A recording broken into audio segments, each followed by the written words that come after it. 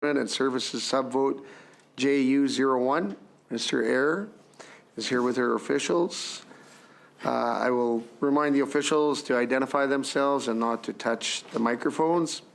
The Hansard operator will turn them on for you. Minister Eyre, can you please make your opening comments and introduce your officials? Certainly. Thank you very much, Mr. Chair. Good evening. I'm pleased to provide the highlights of the Ministry of Justice and Attorney General's 24-25 financial plan. This year's budget continues to focus on access to justice and public safety through a variety of ongoing and new investments. It also continues to focus on the protection of women and children and prevention of interpersonal violence and abuse, and on families who need support as a result of separation, divorce, and related matters. The Ministry of Justice ensures that citizens have access to justice and access to services which they can use to resolve disputes, including those provided by the Office of Residential Tenancies and the Dispute Resolution Office. We also oversee organizations that resolve disputes between government agencies and police, such as the Highway Traffic Board, the Public Complaints Commission, and the Serious Incident Response Team. And the ministry acts as a government's in-house law firm, advising on legal matters and representing it in the courts. I'm joined this evening by Deputy Minister of Justice Dennis Cooley and Deputy Attorney General Max Bilson, KC.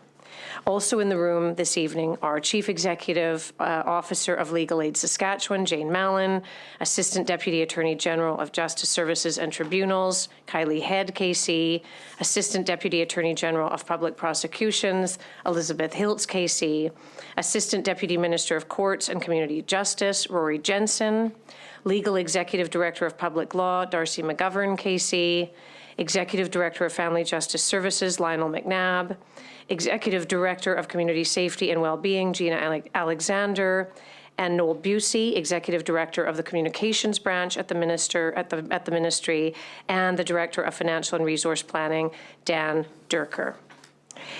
Mr. Chair, this budget aligns with our government's record investments in Saskatchewan's communities. Overall, we have increased our appropriation by approximately $12.17 million over last year. This is a 5.1% increase, almost all of it the result of transferring budget and FTEs from Integrated Justice Services. In total, we are investing approximately $250 million to maintain and enhance the justice system for Saskatchewan residents. As part of this year's budget, we will be investing approximately $4.7 million to enhance the safety and efficiency of our courts. New expenditures this year include $2.8 million for the installation of more video conferencing equipment, which will decrease prisoner transport and free up police resources, and $200,000 for the implementation of a new detention area in the Battleford Court of King's Bench and standardized security and distress button systems throughout Saskatchewan's courthouses, and $1.9 million in ongoing improvements to the Judicial Scheduling Tracking and Amalgamated Reporting, or JSTAR, system. Enhancements being made as part of the ongoing JSTAR implementation this year include a province-wide scheduling system and a web portal that will allow for the electronic submission and communication of court documents. As part of our ongoing commitment to therapeutic courts, we will be investing $120,000 to expand the drug treatment court to North Battleford. Currently, there are 2 drug treatment courts in Saskatchewan, one in Regina and one in Moose Jaw. The goal of these courts and all therapeutic courts is to improve criminal justice processes for adult clients by addressing underlying causes of criminal behavior. Therapeutic courts are an ongoing collaboration between the judiciary, public prosecutions, legal aid, community corrections, and the Ministry of Social Services, and we are very pleased to work with our partners to expand the drug treatment court program to North Battleford. We will also be implementing changes at the Regina Domestic Violence Court to reduce wait times in collaboration with our justice, corrections, and community stakeholders. The results of these changes will be tracked and evaluated to make sure that we are creating positive outcomes for people and families who participate in the Regina Domestic Violence Court. And this work continues our ongoing commitment to making the courts more accessible and more efficient for the people of Saskatchewan. We have also taken other steps to modernize our courts in recent years. Last fall, we announced that we are raising the monetary limit for small claims court from $30,000 to $50,000. This increase came into effect on April 1. As a result of this change, Saskatchewan now has the second highest small claims limit in Canada, which ensures that more people have access to small claims court as a cost-effective way to resolve disputes without needing the services of a lawyer. I am also proud to highlight that in November, we signed a 5-year lease extension for the Lloydminster Provincial Court. This provides certainty that in-person services and access are now firmly established and will continue in that judicial centre. The Weyburn Court of King's Bench Judicial Centre and Registry Office were also officially reopened in April of last year, allowing Weyburn and area residents to once again access the court to pay fines and file court documents in person. And Mr. Chair, I was in Estevan last fall and asked court staff whether the reopening of Weyburn has helped them and has continued to help them in terms of easing the caseload at the court. And they said that it absolutely has, which I was very happy to hear. The reopening of these court locations represents our renewed commitment to ensuring access to justice across the province. Saskatchewan is also leading the way in First Nations bylaw enforcement. Last year, we introduced a simplified legal framework that enables First Nations to enforce bylaw on reserve through tickets, fines, and other measures administered through the provincial court. This legislation is a direct result of a memorandum of understanding that we signed previously with the Muscadet and Whitecap Dakota First Nations to explore ways to better enforce laws under the First Nations Land Management Act and bylaws under the Indian Act. And we are looking forward to continuing this work with the Muscadet and Whitecap Dakota First Nations to improve the enforcement of laws on reserve, work that is gaining national attention.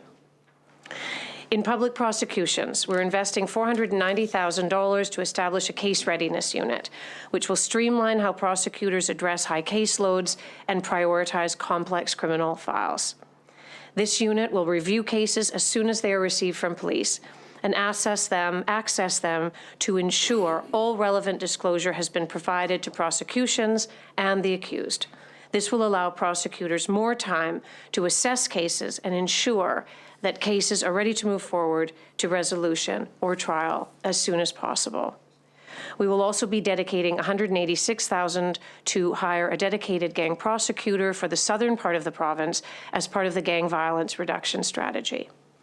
That dedicated gang prosecutor will focus on ensuring that known gang members are prosecuted quickly and effectively, and will collaborate with other aspects of the gang violence reduction strategy to ensure a holistic approach to addressing gang crime in our province. Since becoming operational at the beginning of 2023, CERT has undertaken a wide variety of operations as part of its duty to investigate all serious incidents involving police officers. On January 9th of this year, CERT released its first investigation report, which provided a transparent and in-depth overview of a police-involved shooting that occurred in Prince Albert in June of 2023. Our government is certainly proud of how quickly and effectively CERT has developed over the last year. And to ensure that this team can continue to function at this high level, we are increasing its budget from $825,000 in 23-24 to $990,000 in 24-25. This additional funding will be used to hire a team commander and to expand the team's operational capacity. This year's budget also supports a strong suite of programs and services to support families during times of crisis. As a ministry, we continue to support the promotion of early dispute resolution in family law to provide families with an alternative to the often lengthy and expensive court process. Last fall, we launched the Child Support Calculation Service, which helps to ensure fairness around child support payment calculations without the need to go to family court. The 24-25 budget also continues our commitment to addressing violence and abuse in Saskatchewan. This year, government will be dedicating $31.7 million to interpersonal violence and abuse programs and services. This includes $4.6 million provided through the National Action Plan to end gender-based violence. As part of the government-wide increase to funding for community-based organizations, our Community Safety and Wellbeing Branch is providing an additional $577,000 to our community partners this year, including those who provide supports and services to individuals and families who are impacted by interpersonal violence and abuse.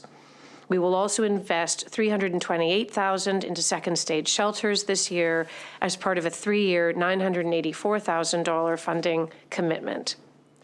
We know that outreach and education are critical to addressing violence and abuse, especially among young people. And as part of our ongoing efforts to raise awareness on this issue, we have partnered with the Status of Women Office to launch Phase 3 of the award-winning Face the Issue campaign, as well as a new campaign focused on human trafficking. And this will officially be released in the next few weeks. This is in addition to a variety of investments that we made last fiscal year to support access to interpersonal violence and abuse services. In January, we announced $634,000 to support 211 Saskatchewan and the new Reconnect service to support families and those impacted by interpersonal violence. 211 Saskatchewan is a one-stop service for people who are seeking a wide range of supports and information, including those impacted by intimate partner violence, sexual assault, or family violence. 211 also partners with Family Service Regina to operate the Reconnect hotline, which provides families and communities with immediate crisis management and de-escalation support. The government has also worked with the University of Saskatchewan College of Law over the last year, and as part of this year's budget, to expand work placements provided through its experiential learning program.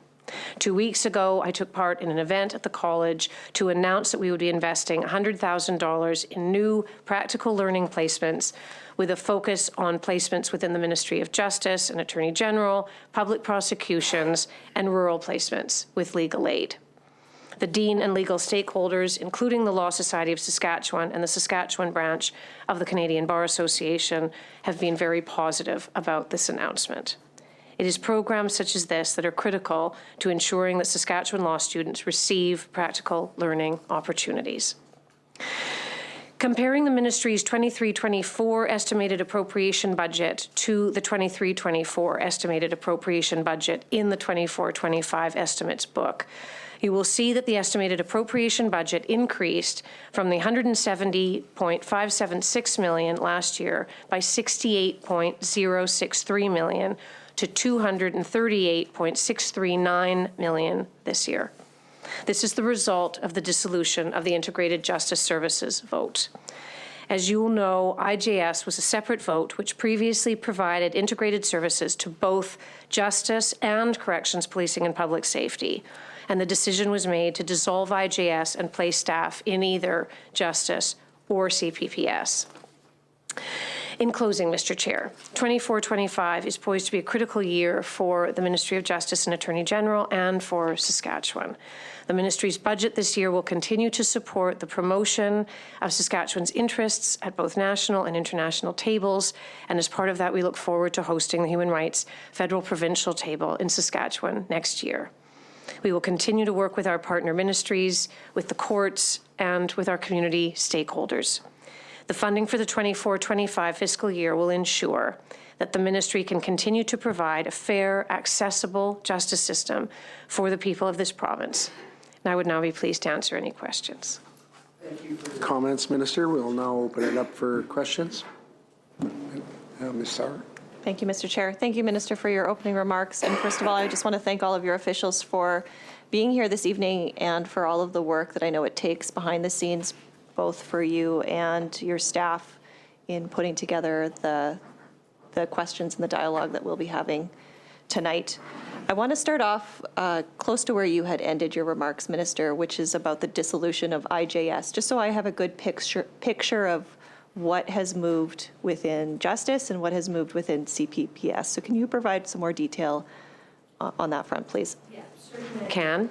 And so, as you know, and as I referenced, obviously previously IJS served both ministries, and really the purpose was to simplify and to streamline existing processes between the ministries and really allow the new branches greater flexibility in order to focus on, their expertise, their areas, and really support and attention that they could, then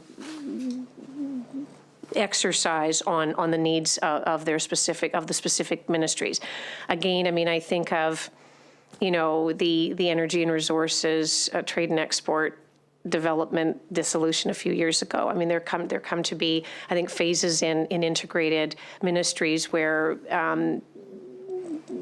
integration works to a point, but can become slightly unwieldy. And for example, in corrections, we've seen, the Marshal Service, for example, the Firearms Secretariat. So quite new areas of focus.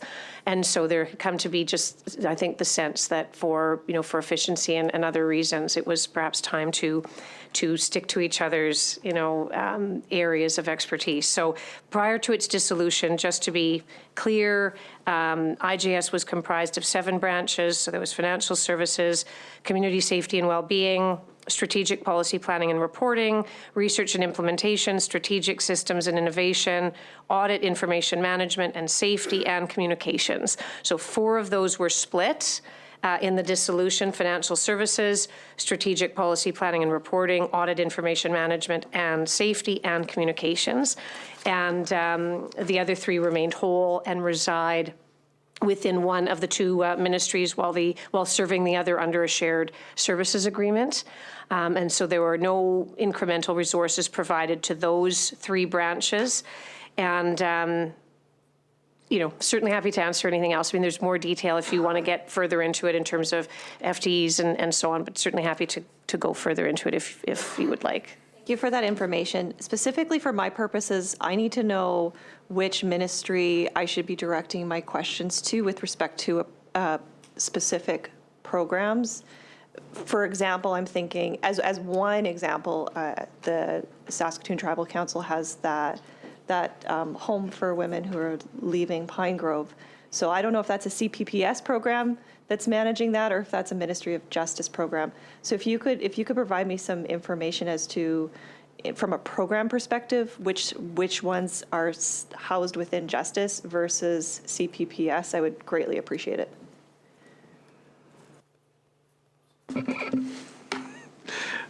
Dennis Cooley, Deputy Minister. Yeah, certainly we can. The program in Saskatoon to which you're referring is a CPPS program, so those questions should be directed to that ministry. Although it is administered, like the grant money will stay in community safety and well-being, which is a justice program. But that's the type of retaining that collaboration. So if I have questions about the program, who do I direct it to? Corrections and policing. Corrections, okay. Are there any other ones? What other ones are through CPPS? I think there's about there's 60-odd grants that remain administered by community safety and well-being, but are housed in programs that are housed in policing, corrections and policing.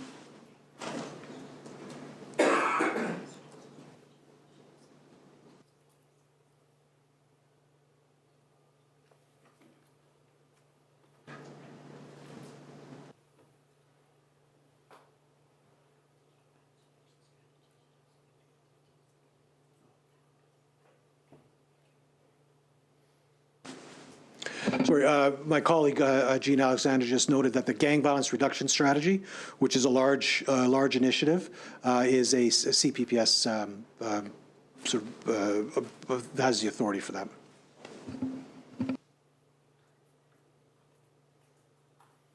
Feel free if I ask a question this evening, just tell me if it's CPPS directed now, and I will make a note of that. I do appreciate that.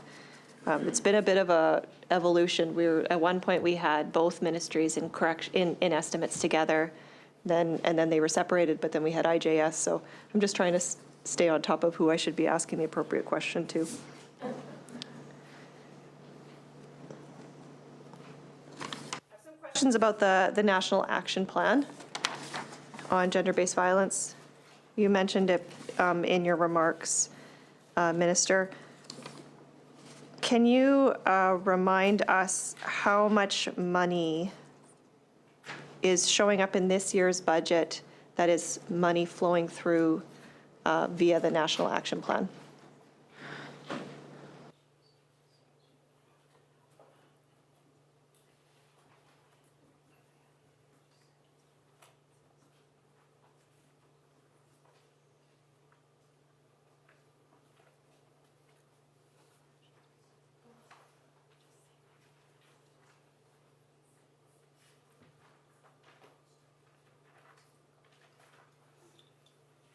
So it's 4.6 million, and that includes 250 for CPPS. You'll be pleased to know. And is that federal dollars? Is half of that provincial and half of that's federal? Can you explain? Well, through National Action Plan, that's all federal. Is it matched then, 4.6 of provincial dollars? It's not necessary.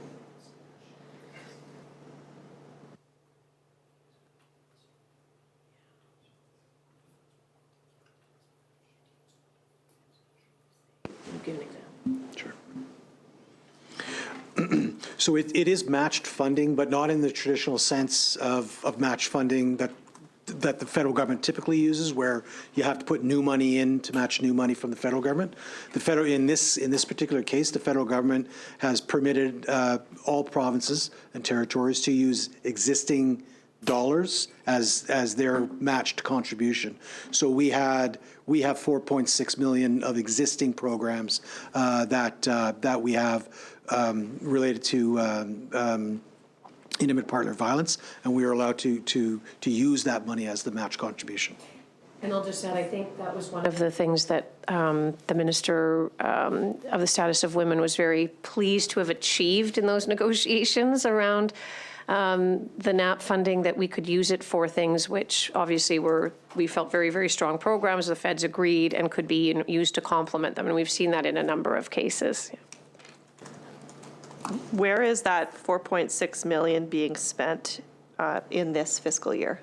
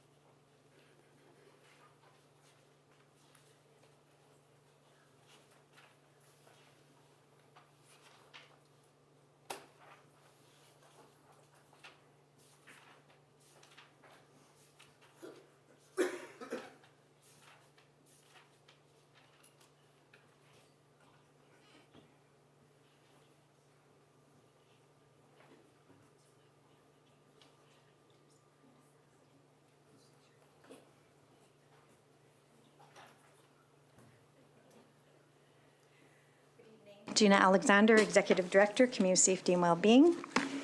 Sorry for the delay. So there are 5 primary pillars with a national action plan to end gender-based violence. Pillar number 1, support for victims and survivors and families. Prevention pillar, response to the justice system. The next pillar, implementing Indigenous-led approaches, and social infrastructure and enabling environment. We've completed a few things already. Excuse me. We've completed a few things already this year, including operational funding to Hope Restored for $300,000 for this year. As well as we have issued 2 RFPs using a procurement process with respect to, the first one has to do with streamlining tools across a system, including the development of a universal domestic violence assessment tool. And we're not quite finished the request for proposal process. We're just kind of at the tail end of it, and we're close to identifying a successful proponent. So that is one initiative that's been completed already. The second initiative that went out as a request for proposal is a human trafficking prevention tool, including the development of a toolkit to support the prevention of sexual exploitation and trafficking. And this is also in progress. We're very close to concluding that procurement process, and we'll be in touch with the successful entity in the next few weeks. As the minister mentioned in her opening remarks, we've also expanded public awareness, also to fall into one of the pillars, including a new campaign related to human trafficking. We've also provided legal development to support to the private bar to increase the number of lawyers able to respond to applications under Section 276 and 278 of the Criminal Code, which allows building capacity for the private bar to represent sexual assault victims when applications are made for third-party records on sexual history. And then the last initiative that is underway is in partnership with the Provincial Association of Transition Houses and the entity Safe and Together. The ministry has worked in hand with social services to enhance human services system collaboration to support families that experience family violence by focusing on the behavior and the actions of the person who uses violence in that relationship, and where possible, focusing there, and if it's appropriate, to be putting wraparound services and approaches for, where possible and appropriate, keeping the family intact, but paying attention to the victims, including the children in that circumstance. So that's what we've completed so far. In terms of where we're going, and just some high-level information, we're working on culturally responsive training for service providers, including police, ministry officials, and other criminal justice professionals. We're also working on Indigenous family violence intervention programming, expanding supports to survivors exiting interpersonal violence and abuse, including supports for individuals leaving an abusive partner to increase their independence and remove barriers. We're looking to do some research on how the government can use a public health approach to reduce interpersonal violence and abuse. We're also paying a lot of attention to adverse childhood experiences and how we can learn more as a province about the impacts of adverse childhood experiences and what we can focus on for protective factors. We're looking into natural supports for victims, including training for non-experts. What we hear over and over again is that people may have known or they've observed, but they really didn't know what to do or how to intervene or how to help. And so this particular approach, where we're looking for natural supports, would assist those folks in increasing their comfort in making some sort of steps to assist. And then finally, prevention as it relates to bystander programming and support for younger people who can positively influence the attitudes and behaviors of their peers to address negative social norms. And sorry, one other one, enhanced Indigenous-led approaches to support survivors of interpersonal violence and abuse. Most of this, a lot of these items that I mentioned will be, they'll go through a procurement process. So it won't be work that's done in-house. It will be work that is, request for proposal will be issued, and a successful proponent will be sought so that they can carry on with the work and identify from their perspective what the best approach might be. Thank you, Ms. Alexander. Lots of very important and interesting work that's being done. Can you provide I know you just gave a lot of initiatives, but can you provide a dollar allocation for each of them?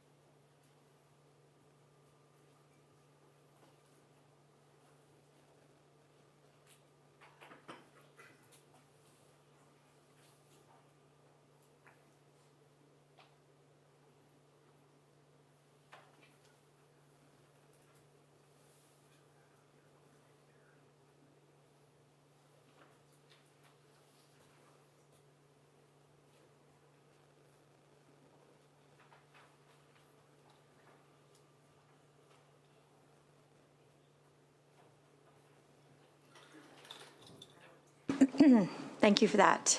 It's fairly early in the process to really define specific numbers for each of those initiatives.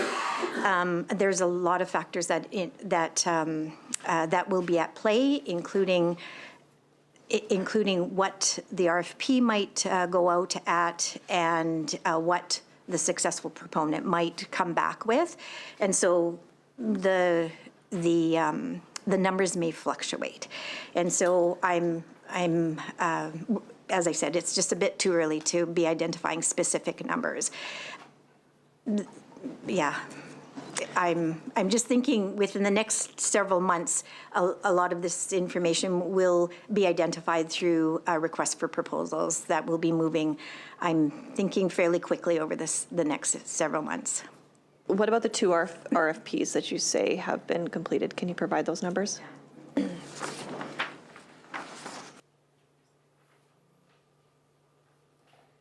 So for the human trafficking prevention kit, we will be providing up to $200,000 in 24-25 this year.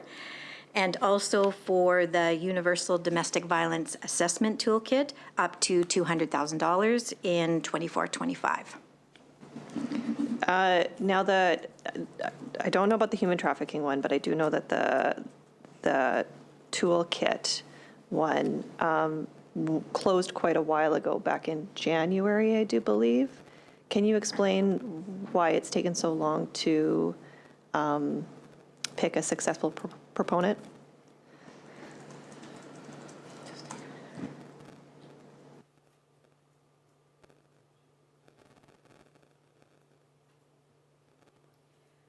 Although we would hope that it moved a little bit quicker than it did, we had a number of, competing processes that were going on. And I know the team that's working on this is moving as quickly as possible on this. And we are very hopeful that we're going to be able to be in touch with the successful proponent within the next couple of weeks. So just to reiterate that, because I know some folks are waiting to hear back on that one particularly, is it fair to say that they'll know before May it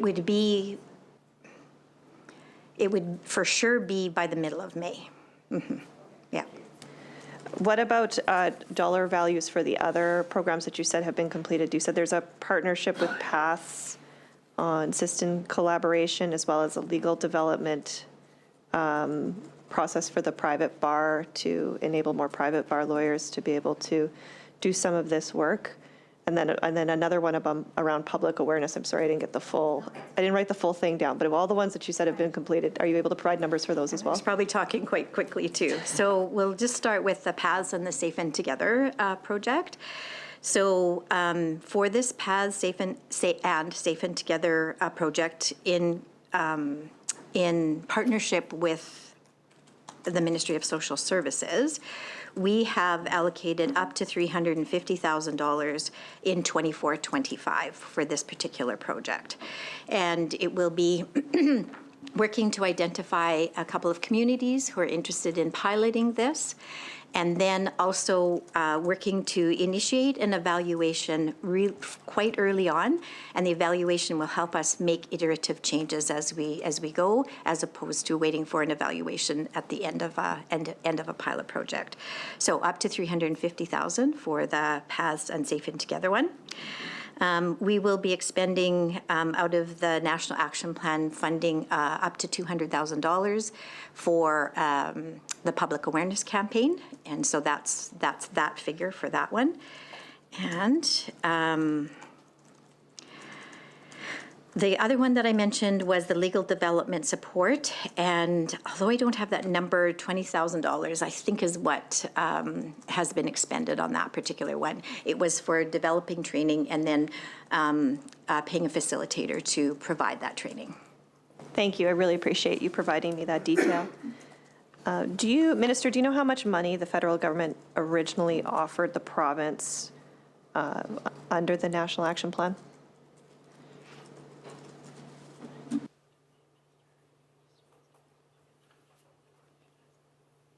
Yeah, no, I don't, and I think I would refer back to the Minister of responsible for the status of women, just because she was so, pivotally on the ground during that.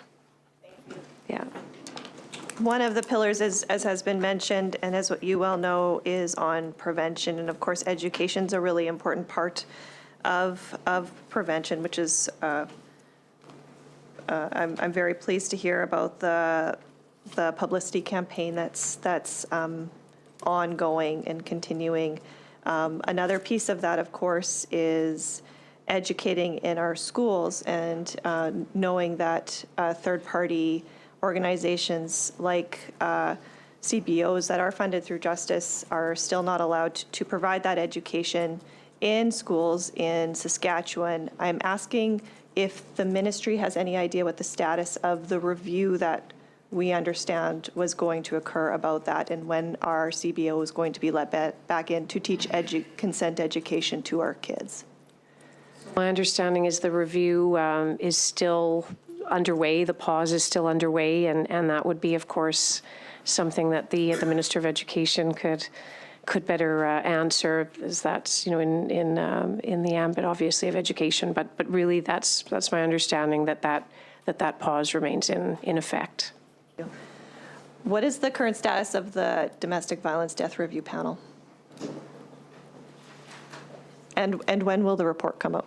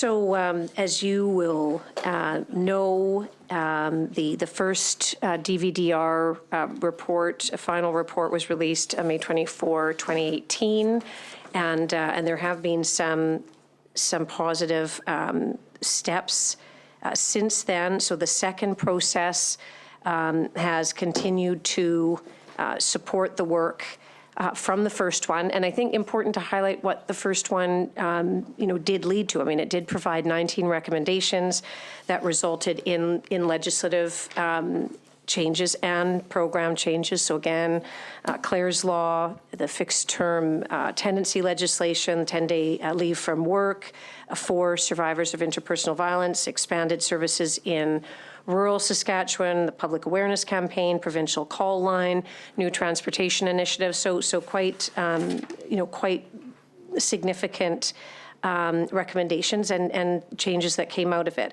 So that has continued then, and the work has been done to identify, other areas where progress and other recommendations could flow from, and the work of that review began in 21-22. And it's been informed by ongoing conversations with experts in domestic homicide, in domestic violence, advocates, service providers, community leaders. There was further input that was provided through stakeholder engagement sessions, and so those conversations resulted in a few notable differences between the 2018 review and the current one.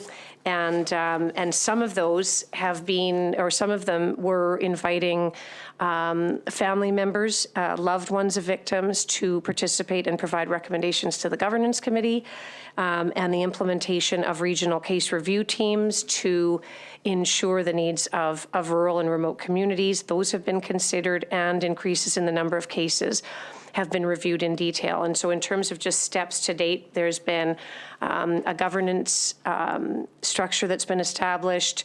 There have been sharing agreements around confidentiality and information sharing between the various ministries, the coroner's service, police services across the province. There have been 3 case review teams that have been established. Those have been made up of 27 experts across the province. They have reviewed urban, rural, and northern cases, and those 27 experts have spent over 1,700 individual hours, so 65 hours collectively reviewing cases, developing recommendations. And so those next steps are going to include finalizing the recommendations and the final report that's expected to be released later this spring. How much money is allocated in this budget for transportation for individuals and their children fleeing violence?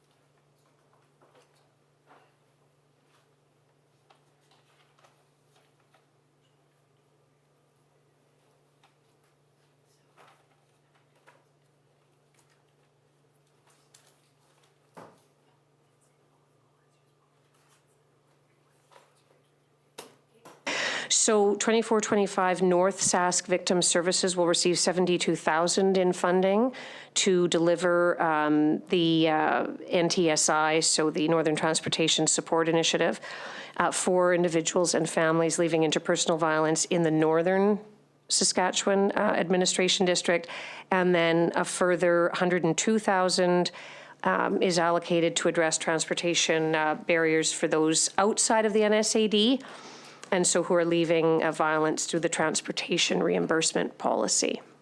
Thank you. As I'm sure you well know, Minister, Ontario's government recently announced that they are comfortable and going to declare their IPV situation an epidemic.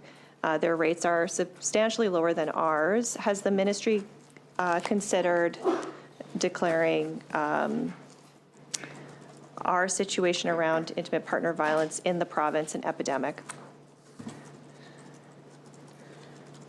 Well, certainly aware of Ontario's recent move in this area, and certainly, it's an interesting one. I think just off the top, it would be, I guess, our position certainly that, actions, if they don't speak louder than words, they certainly are as loud. And so I would point to the 27.5 million that's been committed by the government to addressing interpersonal violence, and we've talked about some of the additional funding that's come from the federal government that complements that and complements programs that we're already participating in. I think that is again a cross-government effort, cross-ministry effort, and has been very substantial. In terms of, for example, first time ever in Saskatchewan's history, the second stage housing funding. We've talked about that, obviously talked about that last year, and support for Hope Restored, $1 million again, a relatively recent announcement, which helps victims of human trafficking, and as always, there are those wraparound legislative supports that have become, that are part of the approach, obviously, but also separate from the funding, which I think have been significant. And we've seen, those in recent years, and you'll be aware of many of them. But again, from Clare's Law to the human trafficking legislative efforts, and we'll be talking about that in greater detail later this evening, but just really to make it, on the human trafficking side, most recent legislation will, cut ties between trafficker and victims of trafficking, or at least certainly attempt to, around protection orders. We've seen that in recent years. So I think, there are different approaches by different governments, but I think that certainly in terms of addressing the issue that we have in Saskatchewan, the commitment has been very, very clear on the investment side, and that continues. And we've seen additional commitments, even in the last few months in that regard, and also on the legislative side. So really a government-wide effort. Thank you, Minister. Ontario does have a few programs that Saskatchewan doesn't have. For example, a provincial intimate partner violence strategy. They have consent education, healthy relationships built into the core curriculum of their education system. My question to you, Minister, hearing your response, would you be prepared tonight to put words to your actions and declare Saskatchewan's intimate partner violence rates an epidemic? I've been very clear. In discussing this with you previously and on other occasions, that we want to do everything we can to address the issue. And as I say, I do believe, I don't know, what the overall investment is government-wide in Ontario and how Ontario funds, this issue. But I would say that in terms of our commitment, which has been, $27.5 million in funding to support and reduce interpersonal and sexual violence. That has been clear. It has been a big priority. And we've seen evidence of that in terms of additions, and first in the province's history, announcements of new investment in new areas, which I think are very important. And so I think I would say that the practical speaks always very loudly, and I think in terms of the commitment, you see that.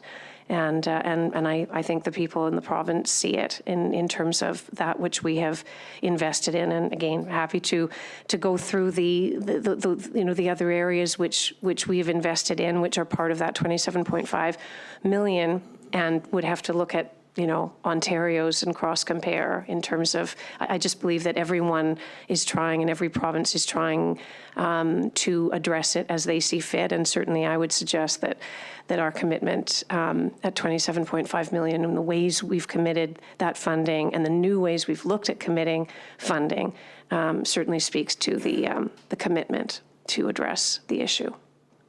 Thank you, Minister. Could you provide to the committee the total cost to date for private bar legal counsel for the pronoun litigation?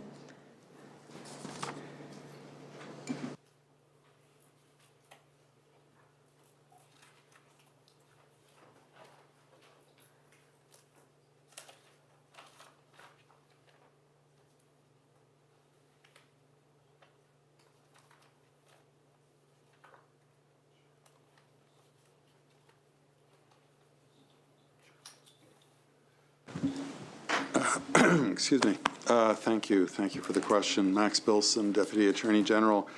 Unfortunately, I don't think we're able to answer that specific question. We're going to assert privilege over that, given that it's the details of a retainer with a private outside firm. So at this point, we're not going to be able to answer that question. Why would this be treated any different than the private bar counsel that was retained for the carbon tax litigation? That information was provided to me at committee. Well, I can't speak to the specifics of that, but I can't speak to the specifics of that question. All I know is that we're unable to answer that question at this time. When will you be able to answer that question? Well, again, I don't think that we will be in a position to answer questions related to the specifics of a retainer agreement at any time, and that's our position. Minister, this is a stark difference, like I said, from the way the ministry handled the carbon tax litigation that was contracted out to the exact same law firm. The ministry was able to provide us with a dollar value for that. It was, I believe, $570,000. It's concerning that the ministry is refusing to provide this information at this time. Can you please explain, Minister, why something that wasn't privileged before is privileged now?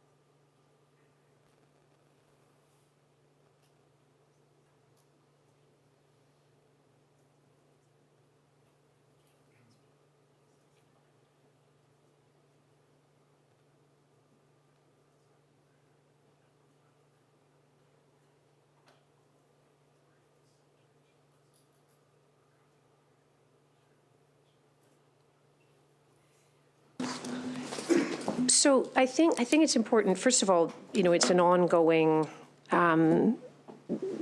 case.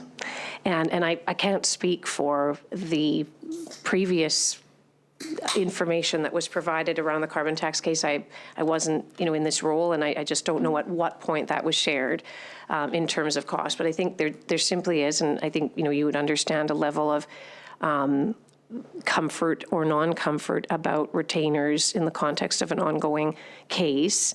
And I believe this also came up in committee in the fall, where there were questions along these lines, and the answers were the same. I think that the ministry, it's fair to say, simply feels that the precedent of sharing cost, particularly at this point, but really that does fall under, that which is privileged as relates to the case. I think in terms of the support by private firms to the ministry, obviously that's available by firm in public accounts. It's no secret that a private firm has been used. Private firms have been used. You pointed it out yourself in terms of the carbon tax case. I've made the same point that, there have been a number of areas where the ministry has occasionally had support of private counsel. This is one in terms of the parental rights legislation, but there are others and have been others. And my understanding is that occasionally those requests come in around specific cost of retainers, and that it's not a unique thing to this case around parental rights. It's simply a position that is part of the of privilege in that context, but also perhaps particularly because we're at a stage in the case where it could, it's still very fluid, as I say. So I think in terms of support by private firms, that information is available and will be available. And I think that we have to, if the level of comfort of the ministry is that be something to be cautious about, I think that has to be respected. And if there was different information shared at a different time on a different dollar value, then I think that's its own context.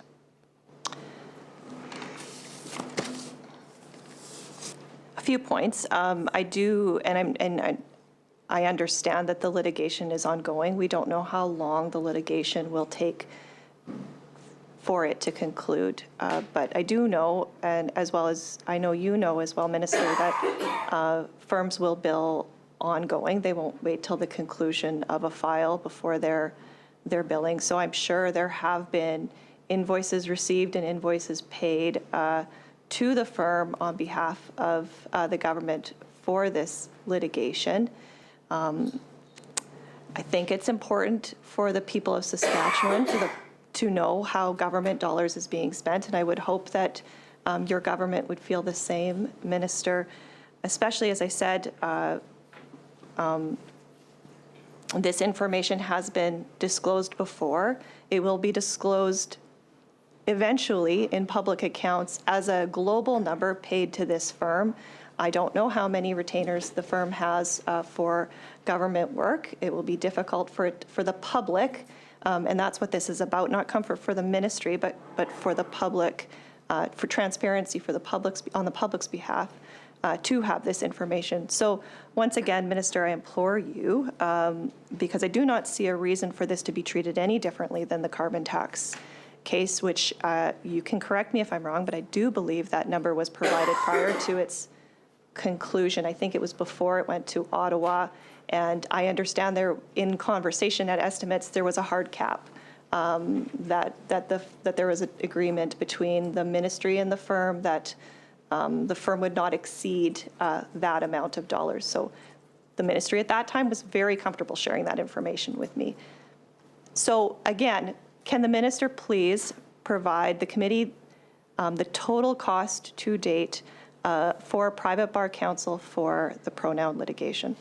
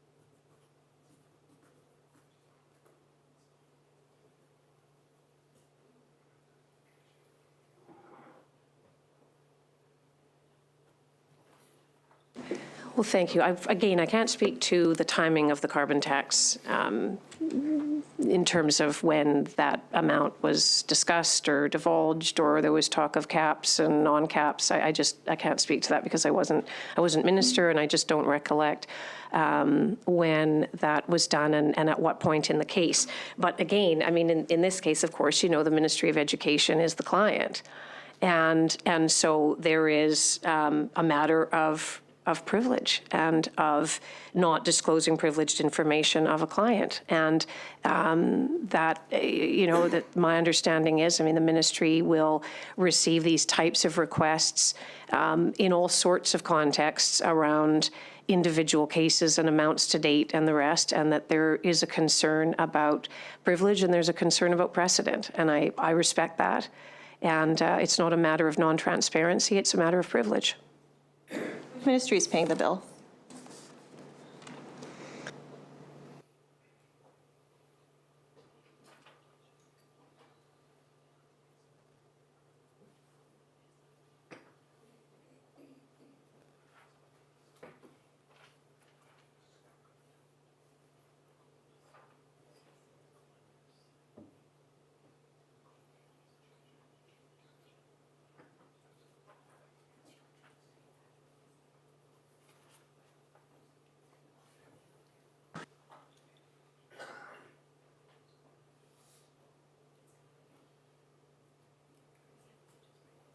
Sure. Thank you. Thank you for the question. The Ministry of Justice pays the bills and receives the invoices. Obviously, the instructing client is education. We are paying for the invoices as a simple matter of government accounting. That was the decision that was made. But you can be assured that education is giving the instructions and that we are carrying those out. I would at this time ask that we move forward on this question. Please. Sure, Mr. Chair. I'm happy to move forward from this question this evening. I will talk a little bit about, I have a few questions about the Economic Assessment Tribunal, if you don't mind, Minister. How many staff does the Economic Assessment Tribunal have in support of the members of the actual tribunal? Writing down.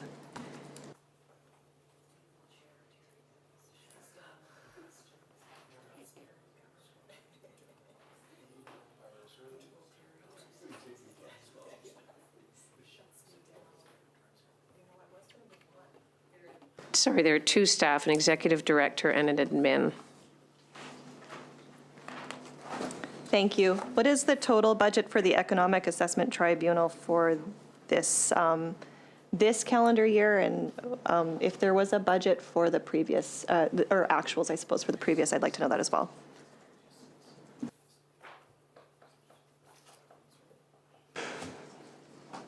The budget for the tribunal is $277,000 for the fiscal year. For this upcoming fiscal year? Correct. Thank you.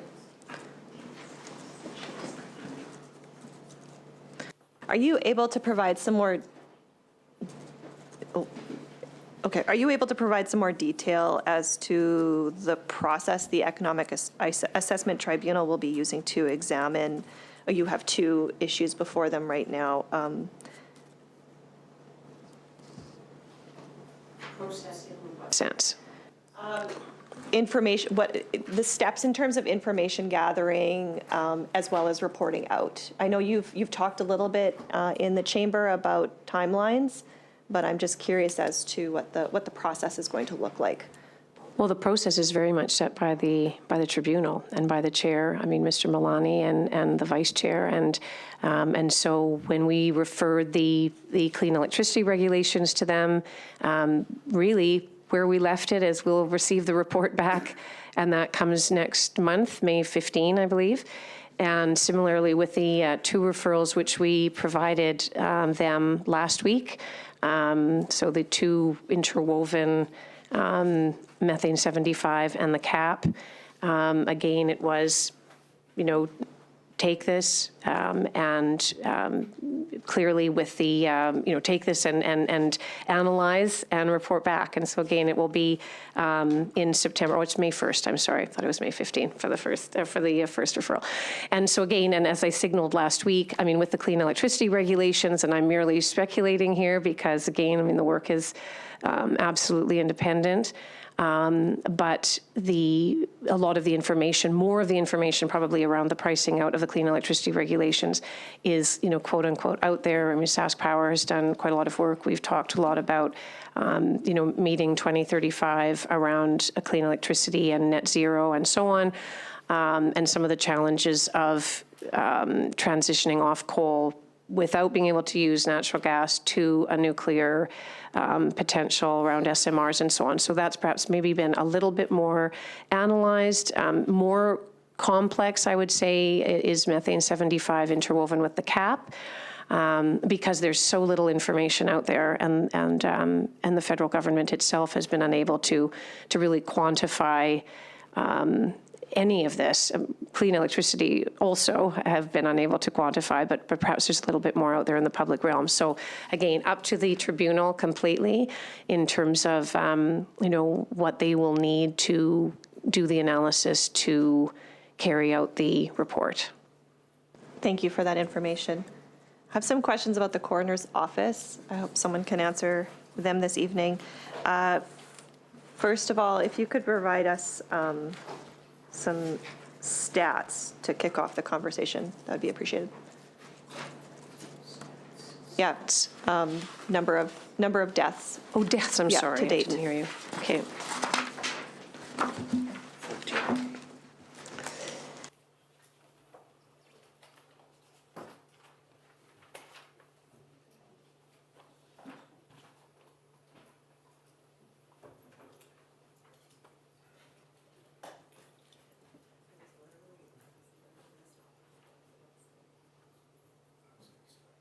Go ahead.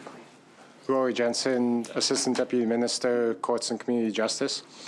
So for the Coroner Service, in terms of number of cases investigated, so the most up-to-date numbers we have is at the end of 2023, the Coroner Service investigated 2,992 deaths, which is a decrease of 93, so just about 3%. Over the last 3 years, we've seen kind of a bit plateau of the number of investigations, hovering right around that 3,000 investigations.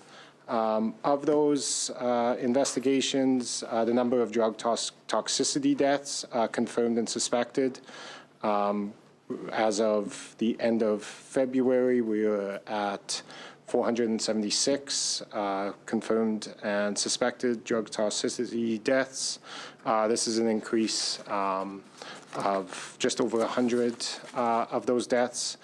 As we go through, we also have the number of body transportations conducted is 1,910, which we've also seen a decrease in this number by about 322 body transports. And then the number of inquests held this year was 14, which is up 4 from previous year. However, inquests have been higher because we are trying to catch up from the impact of COVID. Thank you for that. Just focusing on the 2023 numbers, because I know you have a full picture of that now, I do believe. Could you provide us how many of those deaths were minors?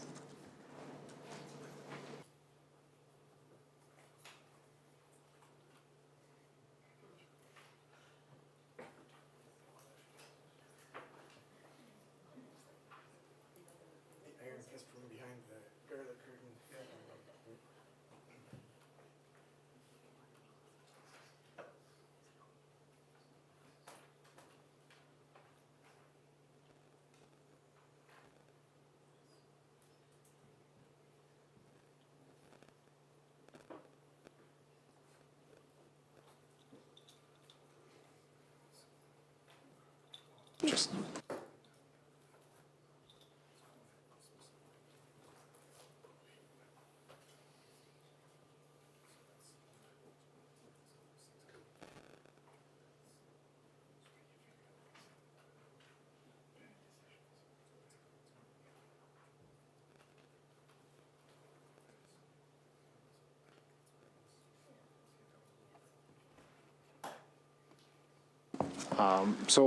According to the data the coroner services have, I don't have it broken down by specific year, but from 2017 to 2023, there were 620 deaths of children and youth from birth to age 19 in Saskatchewan.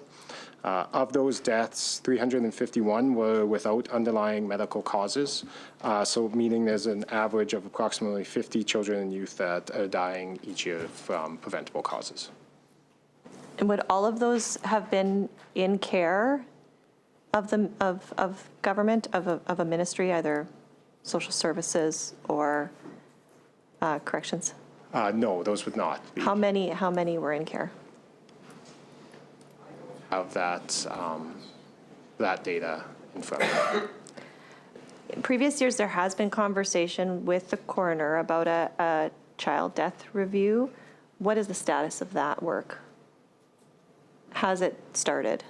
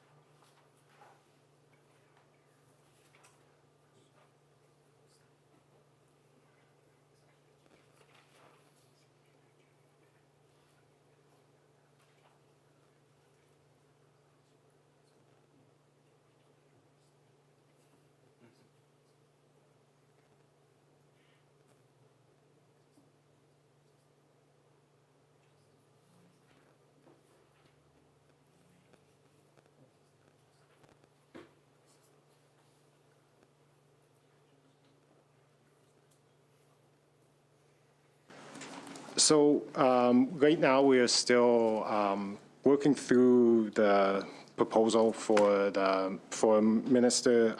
So we're still using internal research and expertise. So we're grabbing research, compiling and analyzing data from all sources of the Child Death Review Committee.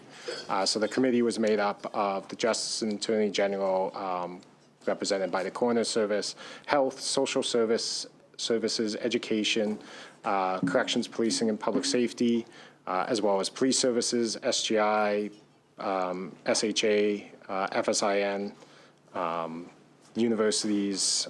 So the proposal right now is we're starting to analyze whether the enhancements of the existing, what a Child Death Review Committee would provide enhancements over the existing structures of investigations that are done by the Coroner Service, Social Services, the Advocate for Child and Youth, versus the cost that it would cost the government to implement child death review in the province of Saskatchewan. So we're looking at, we've looked and analyzed what the purview of a child death review committee would look at, and now we're starting to do the analyzing versus what existing structures are in place versus what the new one would be, and kind of that cost-benefit analysis. When was that proposal originally made to the ministry? Proposal has not made it to the minister yet. We have had a number of priorities.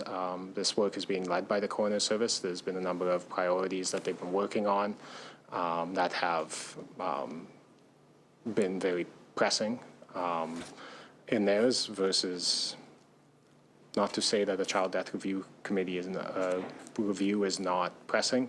It's just the priorities that they need to go through and pressing issues.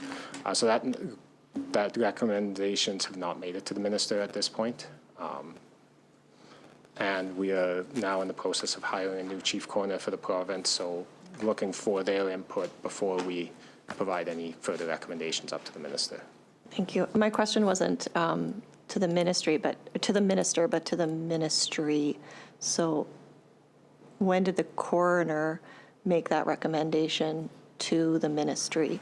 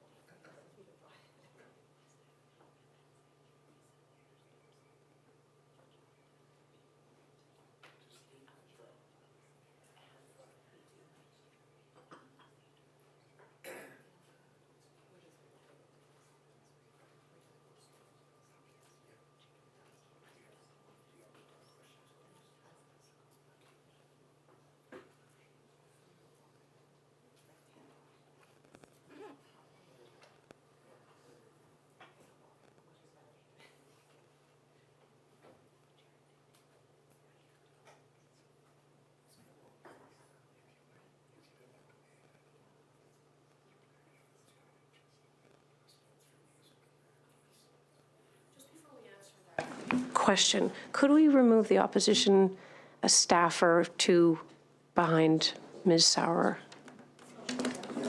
Or whoever he is. He's not a justice official. I would ask if you come over to this side.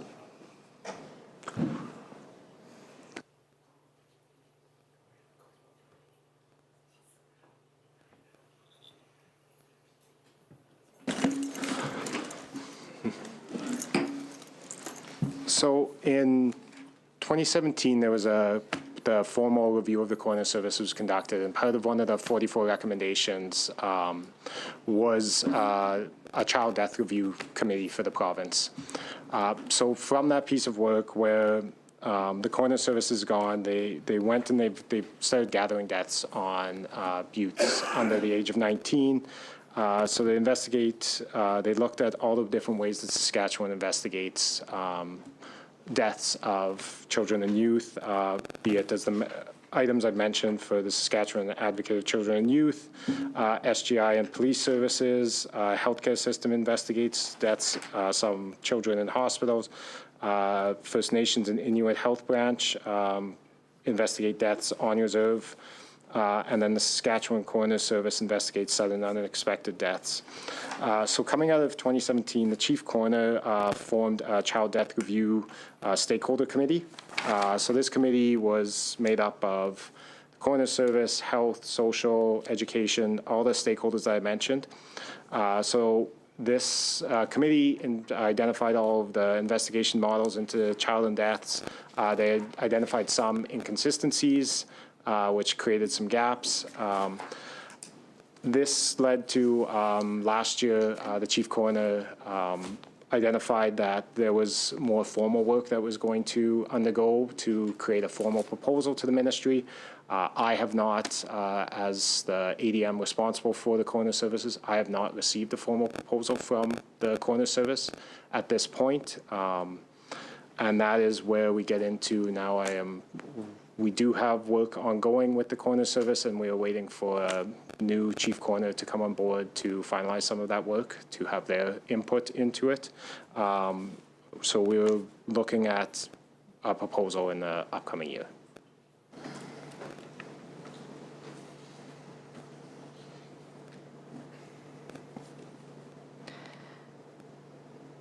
Going back to 2023 numbers, how many of those deaths were incarcerated individuals?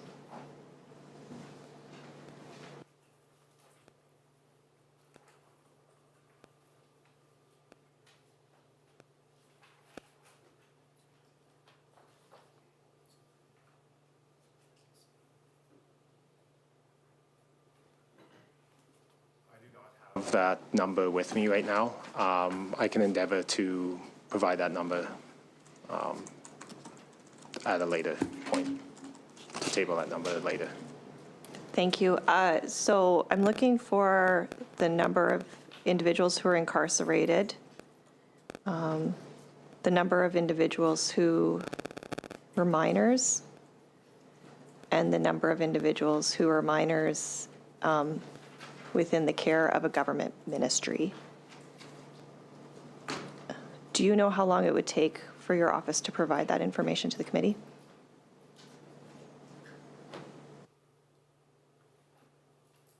I will have to, I am not entirely sure how long it will take to get that. That will be, it may be a significant undertaking, as I am not entirely sure that we track the cases in that level of detail, if we have the connections to if they are in the care of social services or not.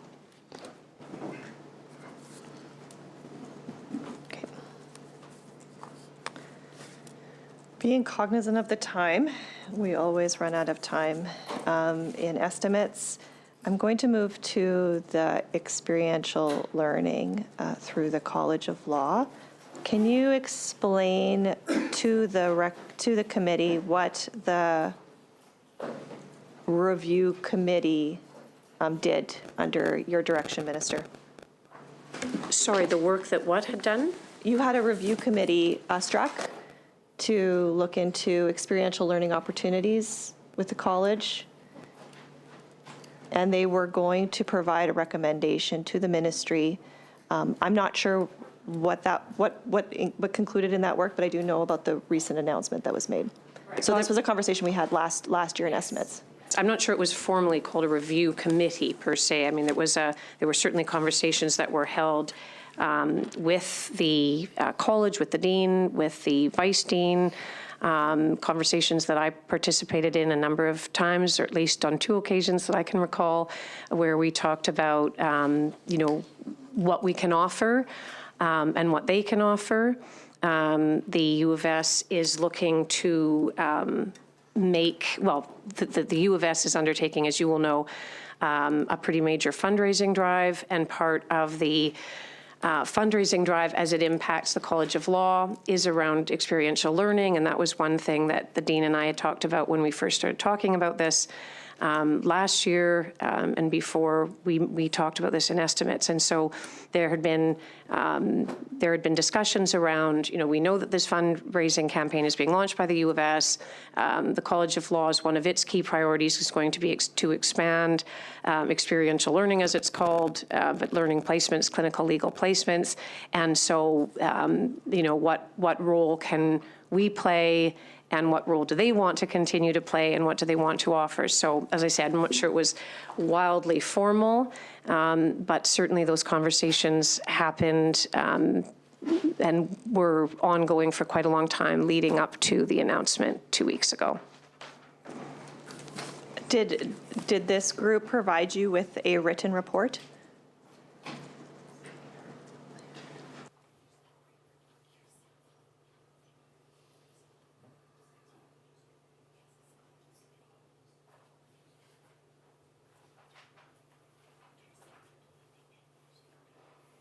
understanding is that it was the college's committee, and so it was an internal committee, and some of those whom they met with were Legal Aid, the SHA, Federated Co-op, Nutrien, USask General Counsel. Again, I can't really speak to all the conversations that the college had. They have carried on with their experiential learning placements, including, I believe it's 6 in Classic this year. But there have been others. I think there have been conversations between the college and the FSIN. Around the College of Med, I believe, was another possibility at one time. But again, I can't speak for the college. I can only speak for the fact that there's a great interest and drive by the college to expand experiential learning and really to coordinate that with efforts that they're seeing and we're seeing in other colleges of law across the country, and that it was something that the college felt was high time to expand. And so how they do that now and what they do with, whether it's Law Foundation funding, whether it's private donor funding, whether it's U of S funding and so on, that becomes, a matter for them and one they want to undertake.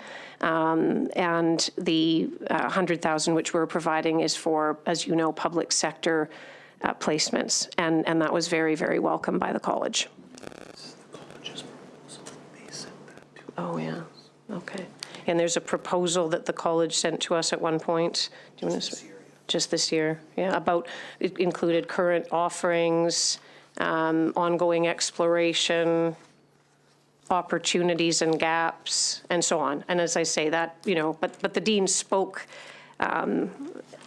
at the event and highlighted some of the areas which they want to expand, and certainly was very positive about the potential placements in the Ministry of Justice and prosecutions and legal aid early. So there was a written report provided to the minister. There was a report that this is the college's experiential program. So the college prepared a report on it in order for funding. In that report, they said this is, they identified placements in legal aid, placements in prosecution services, et cetera. So I think, you may want to contact the college to see if they could provide you with a copy of that report. But I will say that as soon as conversations began around this, that really that was always on the table, as it were, that there would be potential looks at, as I say, prosecutions or legal aid or Ministry of Justice, and those were always very positively received. So again, as the college seeks to expand its placements, this is part of that. But their work in terms of this, including fundraising work, continues. Thank you. So the ministry has the report. Will the ministry table that report with the committee? My understanding is it's a proposal, not a report. Will the ministry table that proposal to the committee? My understanding is it's not our document to share. Should have to ask that of the College of Law. I would say that we stay on track with the estimates, and if that's not their proposal, then move forward, please. How many spaces will be allocated to students with this new experiential learning opportunity? So that is, again, that is something that the college now will have to work on with the ministry and with prosecutions with legal aid. Are what I had said 2 weeks ago, based on the funding and the opportunities, we're hoping up to 10 placements a year. And again, some of those, it will depend on whether students would remain, for example, at prosecutions in Saskatoon, or there would be then less funding required. I mean, the main purpose will be, of course, for funding for change of accommodation. If a student were to, within the course of a term, do a placement for legal aid in a rural community or in Regina at prosecutions or the ministry, for example. But if more stay in Saskatoon and only one does a rural placement, obviously. But that was what we had signaled, that it could be hopefully up to 10. Thank you. I thought, based on the announcement, that this program was going to be directed primarily for rural locations. So is Saskatoon going to be an option for students as well? Yes, it is. And sometimes I think just the way that sentence parsed was, it perhaps left that impression. It is, Ministry of Justice, prosecutions, and rural legal aid. Yeah. 3 different placement opportunities. Yes, is what you're yes, saying. yeah. Gotcha. That makes more sense. Now, coupled with this, of course, is the announcement that the ministry will no longer be providing the $100,000 that they were providing in funding to Classic. I fully understand that that was money that was being flowed through the college via the Ministry of Justice for the last 2 years. However, that was longstanding money provided to Classic for the purposes of experiential learning of students. Why has the ministry made the decision to no longer fund Classic for that dollar value? Right. Okay, well, so a couple of things that I'll mention on that. So first of all, and as you noted, so last year, we straddled the 2 fiscal years with the $100,000 and had signaled to Classic that we would move the funding to the College of Law. And so that was done, and the way then that funding flowed, so last year. And I think, I don't want to speak for the college overly, but I think it's fair to say that the college also preferred that approach in terms of, and as I was previously referencing, just some of the college's activities around experiential learning, where they want to move it, and how they want to retain, if you like, a certain well, not autonomy necessarily, but control over how this looks, because of course it's their course and their experiential learning opportunity, which we will be funding the public sector portion of, if you like. I think a couple of things I think are important to reference. First of all, in terms of Classic, students are still being placed with Classic. So very important to remember that. They will, I'm sure, continue to be, through the College of Law, which has a memorandum of understanding for funding with Classic moving forward. So I think that's important. And Classic's budget currently is about $1 million. Funding for it continues to be provided from the Law Foundation, among others. And again, part of all of this really was about expanding opportunities for students as part of the college's wish to expand experiential learning placements for students. So again, working with the college as it really does that, and as it expands the placement program for students. And I think that, again, in terms of the, the 100,000, and so the memorandum of understanding continues with now the College of Law with, to Classic. I think that from our perspective, if the College of Law is going to have, control, if you like, of its experiential learning sort of umbrella for students, what we felt we could offer were the public sector opportunities. Right, so for prosecutions, for Ministry of Justice, for legal aid, and we felt, and I think certainly got the clear sense that the announcement, and I've referenced the Law Society and the Canadian Bar Association Saskatchewan branch and the Dean and students, most of all, were extremely positive about being provided with an opportunity for variety.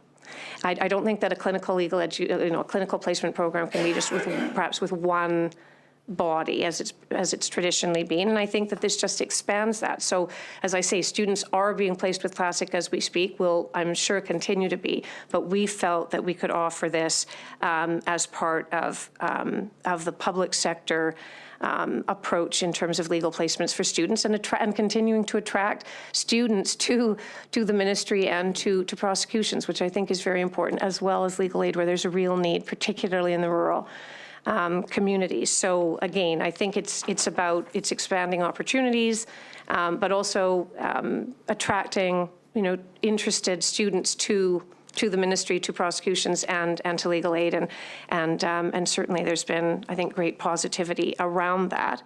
I will also point out, and I think it's interesting context, that when you look at, and I have this here, funding sources of clinical law programs in Canada.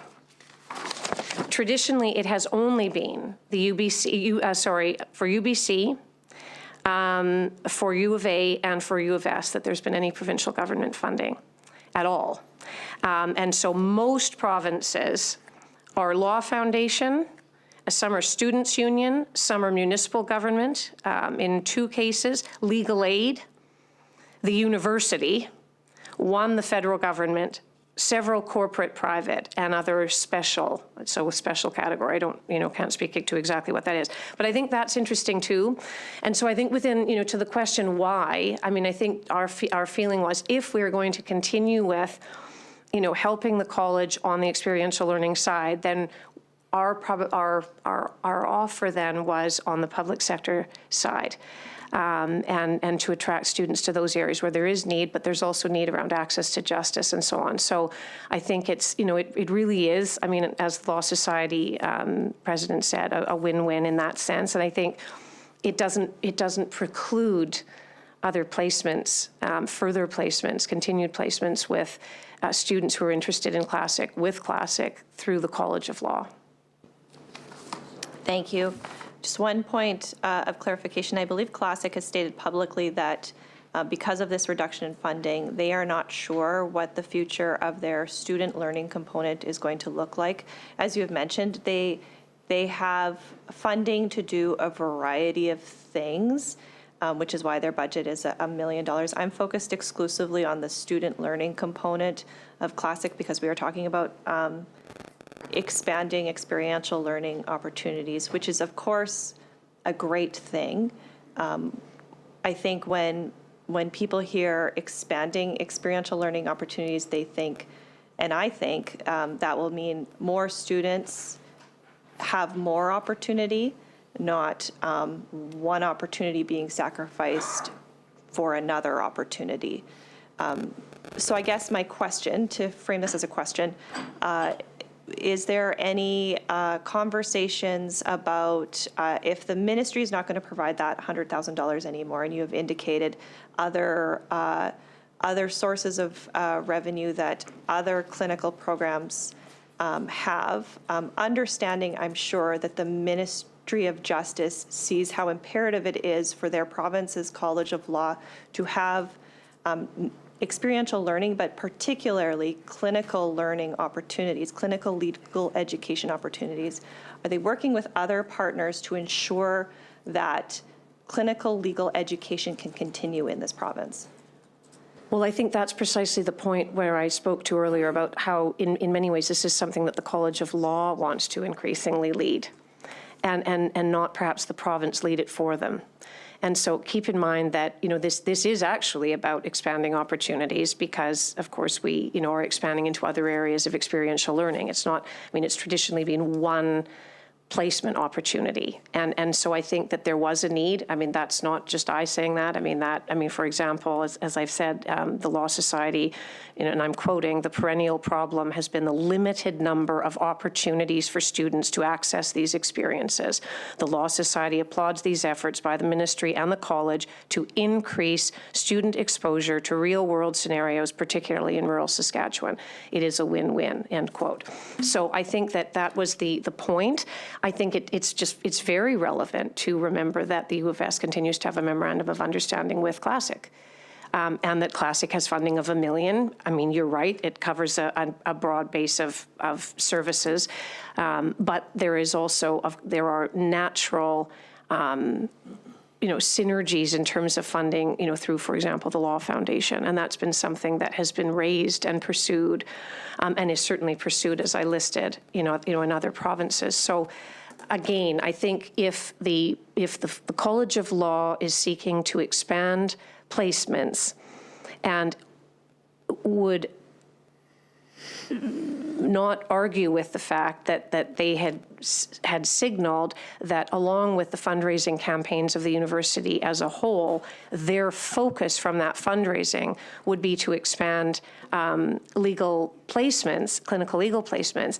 And we're positive about this offer of ours because they have a memorandum of understanding with Classic, and we'll continue now these conversations, not only with Classic, but about how legal placement opportunities look at the college going forward. I think that what we were offering is, as I say, what we are, our public sector opportunities, and that was the goal. And as I say, I think a very welcome one as on behalf, in terms of the college and stakeholders in terms of how they saw that. No, most importantly, students. Thank you. Being cognizant of the time, I'm going to move on. I have a couple questions about the Office of Residential Tenancies. I'll try and get out quickly. Did the ORT conduct any in-person hearings in 2023?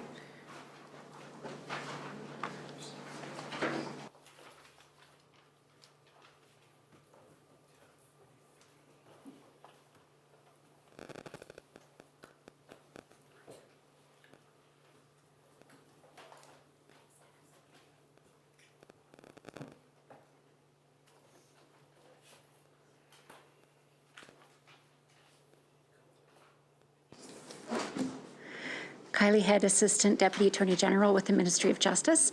I do not have an exact number for you, but I do know that they have conducted them upon request. So if parties have requested it, you can get still an in-person hearing.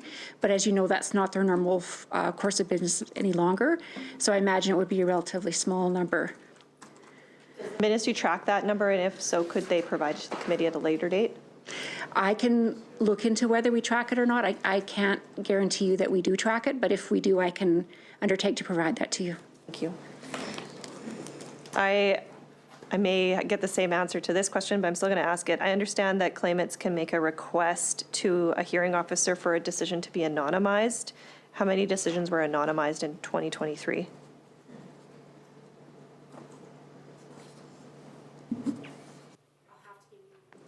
I'll have to give you the same response on that one, that we will have to look into that for you. It's not something that we normally track, but I will check to see if we can put that together. Another question, similarly focused. I also understand that the ministry, I guess my question is, has the ministry started tracking files that had closed, decisions that have been made because one of the parties did not show up for the hearing? And if so, do you have a number?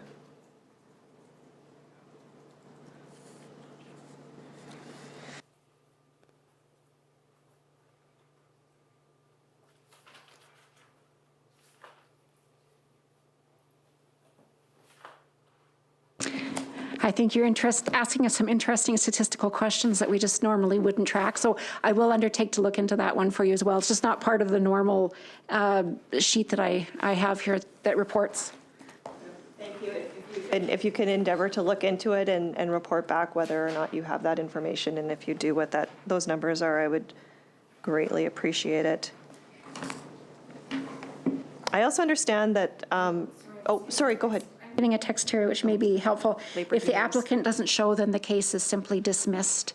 So we may not be able to parse those numbers out. It would just show that the case was dismissed. But I will go back and look into it for you and see if there's anything we can produce. Yeah, I understand that the case would be dismissed. I was wondering if that would be tracked. As you probably can guess, I'm trying to dive into if there are any challenges regarding phone accessibility of the hearings right now. So that's why I'm diving into that now. So if the ministry is doing any tracking with respect to challenges of applicants and respondents in being able to access the ORT via phone conferencing, that would be greatly appreciated. Okay. Thank you. Minister, where did that paper go? Minister, you mentioned in your budget response that the ministry is currently looking into the broken windows model. Can you expand, please? Yes, absolutely. That is very preliminary work, and I think I was simply signaling that as we go forward into this next year, and I forget the other example that I raised in conjunction with that, but that there's just looking at that as really in terms of, the proverbial cross-jurisdictional scan, what has it meant in other countries, in other areas, how has it worked or not worked? And so, as I say, very, very preliminary, and I know referenced with something else at the time in terms of potential interest. I think the other thing you had mentioned, which is also on my which was going to be my next question anyways, was you mentioned that you were going to look into police time clogged up by attending traffic safety court. Can you expand on that as well? Also very, very preliminary, and this is something that, and I know my colleague, Minister of Corrections, has also heard from police chiefs and organizations across the province that there are some challenges there in terms of, proverbial person power and models that one might look at in terms of easing strain, but again, very, very preliminary, just simply of interest because we've heard it, from a number of stakeholders, and are interested in hearing more about what this could mean in the province. Now, that was a problem that was going to, in part, be addressed by the e-Justice project. Why is the ministry no longer looking at operationalizing that work? Well, as I think I said last year, and as we said last year when you raised this and we chatted about this last year, I think it's precise the point that I make in saying that we're speaking with police chiefs and other stakeholders across the province is precisely the point. I think the goal certainly of the e-Justice program was very laudable and remains so. And so it's of course about, looking at, ways that we can free up a court time and so on. And of course that remains a goal. The issue with the Justice program, as we chatted about last year, was an IT issue primarily. And again, I think it was ADM head who did a very in-depth analysis at the time of, IT systems dovetailing on each other and some of the challenges that represented. And that really was the issue, that finally there were IT challenges, cross-referencing of IT systems, which hadn't perhaps been completely apparent at the beginning. And so the intention really was to look at where we were at from that on that IT side. The goals, though, of the program remain, and as I say, I think that work, and certainly Dennis or Max can speak to that further in terms of where that's at, and there has been work done in terms of, IT and other assessment and where we go from here, as they say. But part of that has been talking to groups across the province. And for example, it was in a meeting of police chiefs that I participated in about 6 months ago, I would say, where they talked about, again, the goals of an e-Justice type program and how that's played out, for example, in other provinces. One of the provinces they mentioned was Manitoba, and how, and again, I don't remember all the details around how they, I'm not sure they were completely clear, to be honest, on how all of that played out in that province or other provinces in terms of what we might be able to look at. But I think, to your question about traffic court, I think that the workings of what we might do and the goals, as I say, remain the same. The concern around that was merely some of the IT, some of the IT issues, and just where where that was looking and where we had to make sure we weren't going too far before we weren't sure that the systems would work together and so on. Is that project still on pause? Yes, Max Bilson again, Deputy Attorney General. Yes, the project is still on pause. We've reviewed, and we're continuing to review the project as we indicated last year, with an eye to the the costs of restarting a project versus the costs of other opportunities that may arise, as the minister has just mentioned. There are other models that we're looking at. There are other potential projects that we're looking at. Yes, I mean, it's on pause. We're continuing to look at it, and there's every possibility that, in the future we will restart the e-justice project in some form, whether it's the provincial offences project as we knew it, that time will tell. I will say that the provincial offences project, the work that was done to date has been frozen in time, as it were, and is ready to be restarted at any time, fully cognizant of the cost that would take to complete the project. And now, as was indicated in committee, I believe it was last year, the ministry stated that all of the components of the paused project would be used in the future.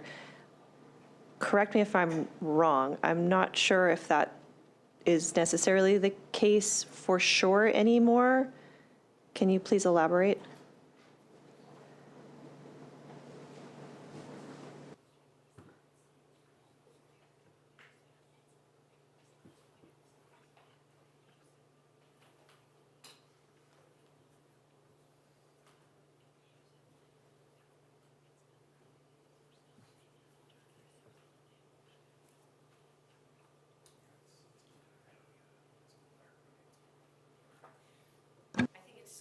Oh, sorry, I keep pushing the mic and I don't have to. Just simply, again, I think keep in mind that there's that IT component. And so again, it's really that all the work to date in terms of all the IT and other components are all there. And I think the point that was made last year is the same point we would make this year, which is that as we look at potentially not necessarily other models, but models that fit the same goal, whether it would be, in another jurisdiction, as I say, as has been raised by police chiefs about, the Manitoba model, or we look more specifically at, the traffic court situation. I think the point really is that all the work that's been done to date can be employed to that end, and that hasn't changed. But the reason, as I said, for the pause and for the review came about primarily because of this IT complexity issue.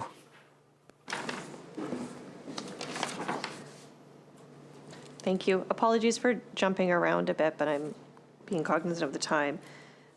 Can you provide to the committee the status of the litigation that Justice is overseeing against the federal government concerning the remediation of uranium mines in northern Saskatchewan?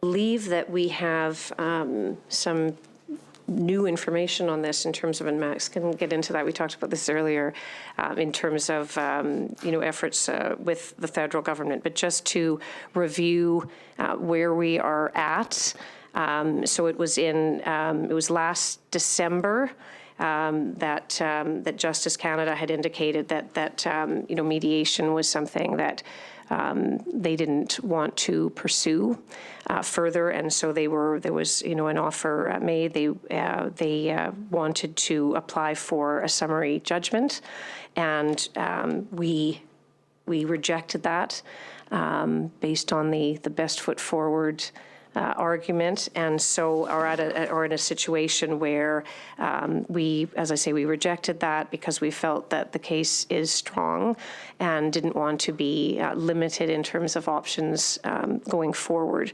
So we are going to, the decision was made at that time that we would carry on with the litigation. And as I say, I think there have been some developments of late, which, Max, you can update on. Sure.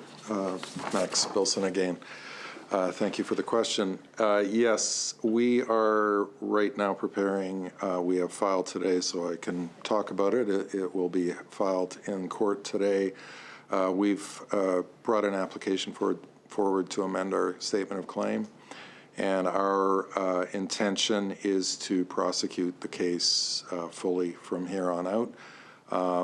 As Minister just indicated, we have not been able to resolve the case, the matter with the federal government, so we will continue to prosecute the case, and as the Minister said, put our best foot forward from here on out. Thank you. Thank you for the update. I appreciate that. Minister, in your opening remarks, you mentioned that there were going to be some changes made to the Regina Domestic Violence Court. Can you expand on that?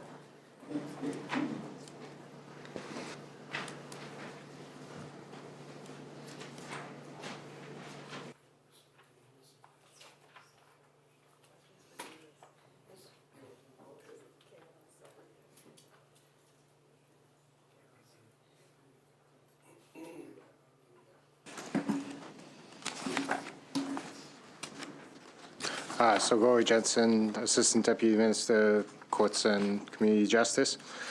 So in 2023, the ministry undertook what we would call a value stream mapping process to identify the current state and ideal future state of domestic courts, particularly Regina one. Some of the improvements that were identified that have already been implemented. So after the value mapping session, Legal Aid has implemented a process where administrative staff sends text messages to clients to remind them of their appointments. So this has reduced the number of no-shows and times wasted on rescheduling. Addiction Services has implemented a new process where 2 appointment times are reserved regularly on Tuesdays. This allows for the program to pull clients in as they are referred, which has reduced the wait times and allows the client to continue through the process flow more rapidly. The team also is working towards a revised treatment referral form that will create a single source of truth for each client, so addressing and collecting the required information that is standard among service providers. So this will reduce the duplication, which saves time and reduces also non-value added process for clients and employees. And the program is also shifted to a closed program. So the entry point is every 6 weeks, which means that that becomes the longest potential wait time for anyone to enter the domestic violence court. So this has already impacted the program.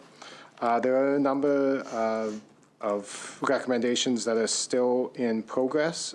So case management meetings are being used as a tool with clear purpose and goal, where the issues get resolved on the go and there is a focus on what adds value for the client. So this work's in progress. And then the standard referral form that can be used with the referral package, including relevant information, is under development. So this will reduce instances of missing information or extra work required to track that down. There are a few improvements that we have not yet started yet that we're going to be working on in 24-25. So it's develop a standard disclosure checklist to ensure files are complete, ensure conditions are appropriate at police charging stage, include a standard process to ensure accused is escorted to pick up necessary possessions at earliest convenient time, develop a standard process roadmap for clients. So this becomes their journal, reporting tool, a place to record appointments, along with standard section that explains the treatment options process. And then developing text message reminders for all appointments that would reduce waste from missed appointments and even court. Thank you. You mentioned that you're moving, this is my last question? Oh, I've been No, told no, it. you get one. I'll One- give you one more question. One after this one? No, This is my last question? Okay. take your pick. All right. It's my last question, so thank you for that. I have one more question. I'm going to ask it about CERT. Could you provide me how many investigations are currently ongoing, and what is the, what has been the length of time those investigations have taken to date?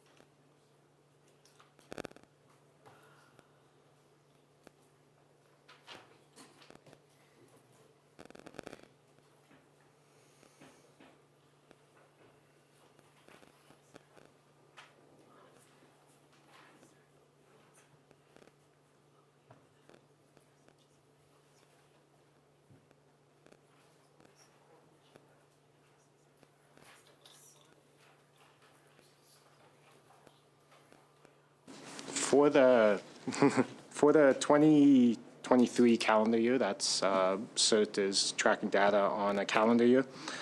So there was 31 files opened in 2023.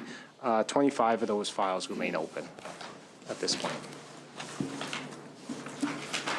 Seeing that we've reached our agreed-upon time for consideration of Justice and Attorney General estimates, we will now adjourn for consideration of these estimates. Minister, do you have any closing comments? No, just thank you for the questions, despite the intense heat. And I would like to thank officials, certainly, and give a particular shout out to Lionel McNabb.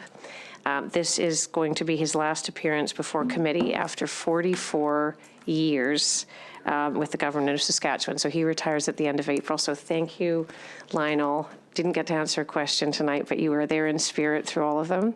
And certainly on behalf of me and the government and the ministry, we were all very, very sad to see you go, and thank you for everything. So I wanted to end there, Mr. Chair. Thank you, Minister. Ms. Sauer, do you have any closing comments? Mr. McNabb, I had no idea this was your last estimates. I was.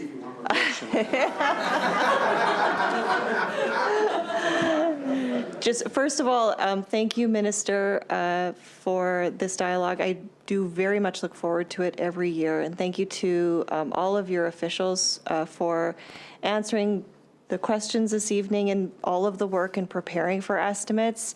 And I actually was going to apologize to those who I did not get to this evening. I had, as always, lots of questions, but not enough time to ask them. But I specifically want to apologize to Mr. McNabb, who I've always enjoyed my conversations with in estimates. I hope you have a wonderful retirement, and thank you so much for your service to the province. Thank you so much. Thank you. I'd like to thank the minister and the opposition and my colleagues and the staff here too as well, and Minister, your staff too, and wish Mr. McNabb, I didn't ask him any questions, but wish him well in his retirement. We'll take a couple-minute break to maybe get some fresh air, and we'll be back in a few minutes.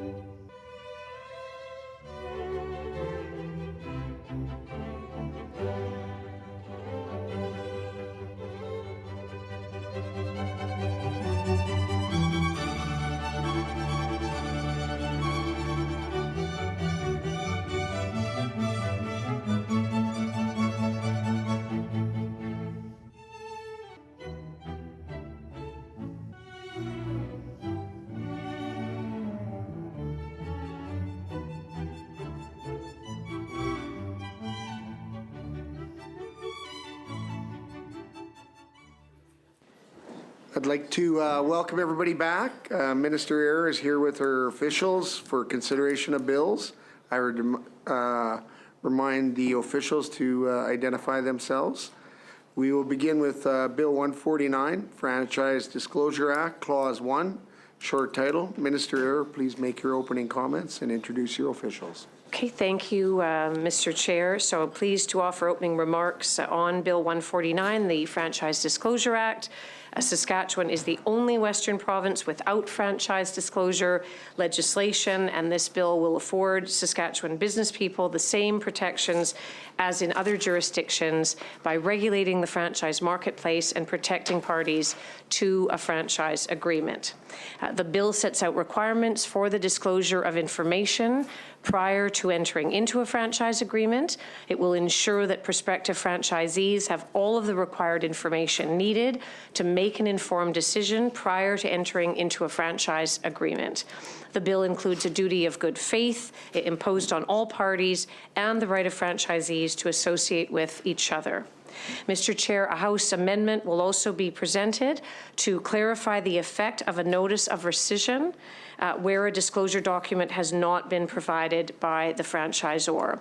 So in subsection 7.2, that grants a franchisee a right of rescission within 2 years of entering into the agreement if that franchise has not received a disclosure, if that franchisee has not received a disclosure document. The statutory right of rescission does not include the opportunity for the franchisor to correct the franchisor's failure to provide the necessary disclosure documents. The existing wording in 7.2 could leave the door open for a franchisor to attempt to correct the franchisor's failure to provide disclosure documents in accordance with the Act, which was not the intention of the rescission provision. So rescission is effective when notice is received by the franchisor and clarification of subsection 7.2 is necessary to ensure there are no unintended consequences that occur as a result of the provision. So, Mr. Chair, with those opening remarks, I would certainly welcome questions regarding Bill 149. Thank you, Minister. I would ask if it would be possible to give the amendment to the...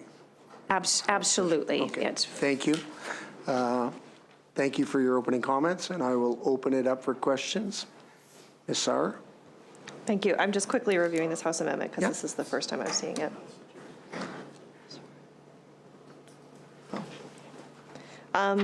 Thank you for your opening remarks, Minister. Can you provide some details as to the consultations that occurred pursuant to the enactment of this bill?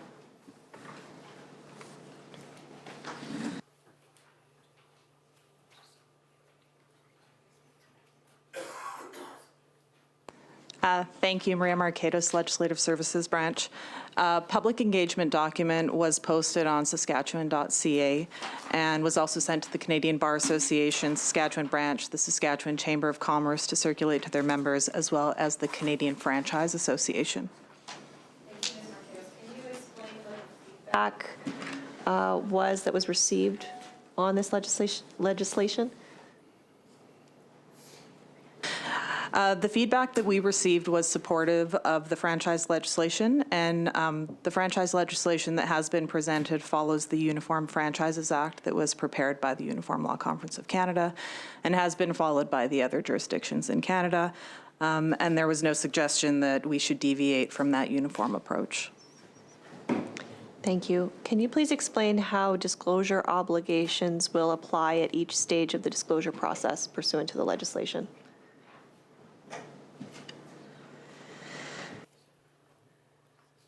Thank you. So right now in Saskatchewan, there is no obligation to provide a disclosure document prior to entering into a franchise agreement. The legislation will provide that prior to the franchisee entering into the franchise agreement, they receive the disclosure document package 14 days prior to entering into that agreement. And so that disclosure document package is going to include certain documents that are going to be prescribed in the regulations, including, for example, contact information for other franchisees, business background of officers and directors of the franchisor, previous convictions and bankruptcies, as well as the costs of establishing the franchisee, so franchise fees, royalty fees, marketing and advertising fees, any startup costs, so that the franchisee knows upfront what is required of them before they enter into the contract and what they can expect as a result of the franchise agreement. Thank you. Who can be relied on to fulfill these disclosure obligations? The franchisor to provide the disclosure document prior to entering into the agreement. Can they empower an agent or something like that to provide that information? The bill does provide a definition for a franchisor's associate or a franchisor's broker, and they can provide those materials on behalf of the franchisor. Thank you. What will be considered material in a disclosure document?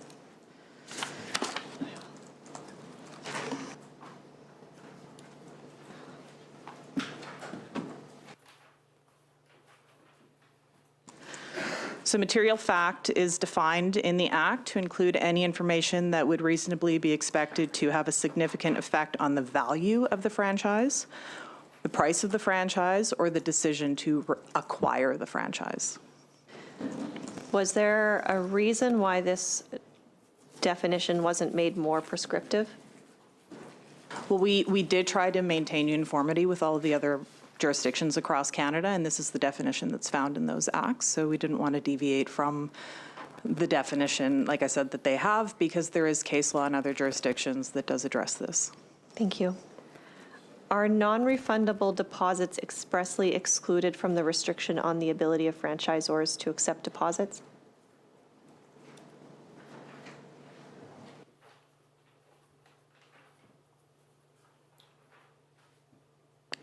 Sorry, one more time. Are non-refundable deposits expressly excluded from the restriction on the ability of franchisors to accept deposits?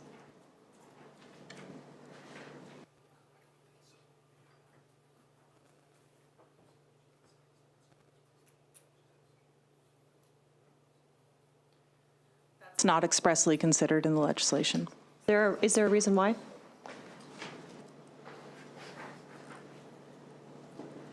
I think, again, uniformity being one of the key elements here, that when we're looking at the legislation, as Ms. Marquez had mentioned, we're one of the last provinces to have a franchise legislation. And the balance that we're trying to strike with the legislation here is that we want to have disclosure protection with respect to the smaller parties who are entering into these agreements. But at the same time, we're trying to be aware that if we create unusual provisions in standard contracts for Saskatchewan, a reaction by a particular group might be just to pass Saskatchewan by, not offer franchises in the province. So we have been fairly careful to stick to the uniform process, and I think this reflects that. Thank you.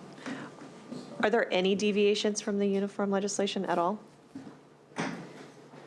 We followed the BC model, which is the most recent version of the Uniform Act. And there are a few drafting changes that were made, but otherwise, no. Turning to this House amendment, is this a deviation from the uniform legislation, the BC model? The existing one that's... The amendment, I'm just the amendment. The amendment is moving us to the BC version. Okay. How is this discovered, and why is this change being made? I know you explained this already a bit in your opening remarks, but forgive me for asking you to repeat it again. Sure, thank you. There are a few deviations, like we said, where we tried to improve the drafting, because the BC Act is a few years old and the Uniform Act is even older. We tried to bring it into our drafting standard, and this was one of those provisions where we thought we were making it clearer, but it deviated too much from what the other jurisdictions are doing. So if you look at 7 sub 2, our existing draft says, or the bill says, franchisee may rescind the franchise agreement without penalty or obligation within 2 years after entering into the franchise agreement if the franchisor fails to provide the disclosure document within those 2 years. So within those 2 years should say never. The drafting that's in the bill leaves it open to the franchisor to say, oh, here it is. Here's the disclosure document. I'm providing it to you within those 2 years, even though I didn't provide it to you within the 14 days that are required by the Act. How was this issue brought to your attention? It was just going through and trying to see, anticipating a question about what deviations we had from other jurisdictions and what changes there might be, and this was one of the ones that was identified. So predictable. I'm glad to see this change. I have no further questions. Thank you. Seeing no more questions, we will proceed to vote on the clauses. Clause 1, short title, is that agreed? Agreed. Carried. Clause 2, is that agreed? Carried.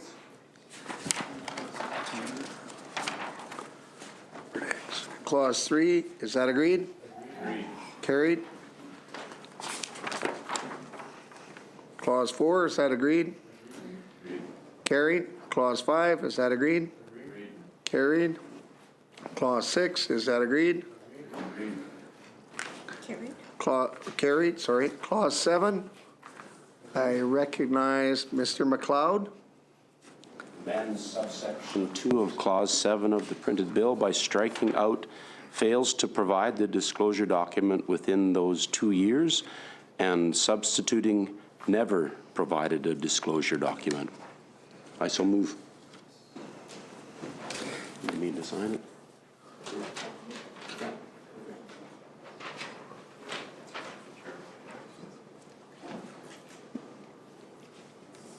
Mr. McLeod has moved an amendment to clause 7. Do committee members agree with the amendment as read? Agreed. Carried. Sign date, I'm right, carried, just anyway. Okay. Bill, yeah.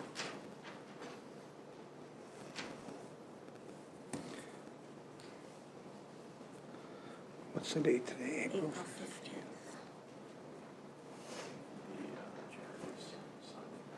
Okay, I got an initial here. Here. And here. Okay. Is clause 7 agreed? Carried? As amended, sorry. Clause 8, is that agreed? Carried. Clause 9, is that agreed? Carried. Clause 10, is that agreed? Carried. Clause 11, is that agreed? Carried. Clause 12, is that agreed? Carried. Clause 13, is that agreed? Carried. Clause 14, is that agreed? Carried. Clause 15, is that agreed? Carried. Clause 16, is that agreed? Carried. Clause 17 coming into force, is that agreed? Carried. His Majesty, by and with the advice and consent of the Legislative Assembly of Saskatchewan, acts the follows: the Franchise Disclosure Act. Right across that.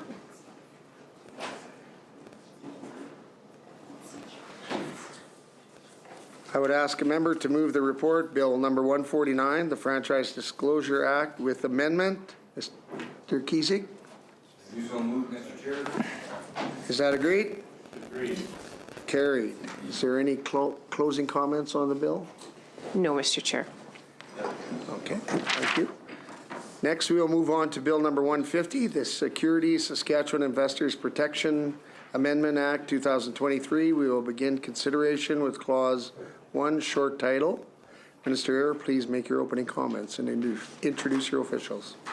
Thank you very much, Mr. Chair. I will also just say for Ms. Sauer, so that she's aware, there will also be a House amendment moved on this one.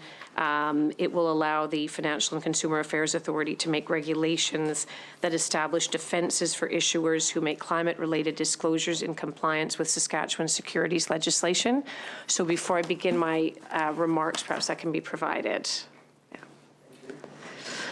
So with me, Mr. Chair, Neil Karkut, Senior Crown Counsel, Legislative Services, Mo Depot Fajumo, Legal Counsel, Financial and Consumer Affairs Authority, and Dean Morrison, Director, Financial and Consumer Affairs Authority. So I will now offer opening remarks for Bill 150, the Securities Saskatchewan Investors Protection Amendment Act 2023, which contains 3 sets of changes that ensure the integrity of the capital markets sector and protect investors. The first set of changes will allow designated dispute resolution service providers to make binding decisions in certain disputes between investors and registered firms. This update is based on recommendations from the Canadian Securities Administrators, or CSA, and will harmonize provisions across Canadian jurisdictions.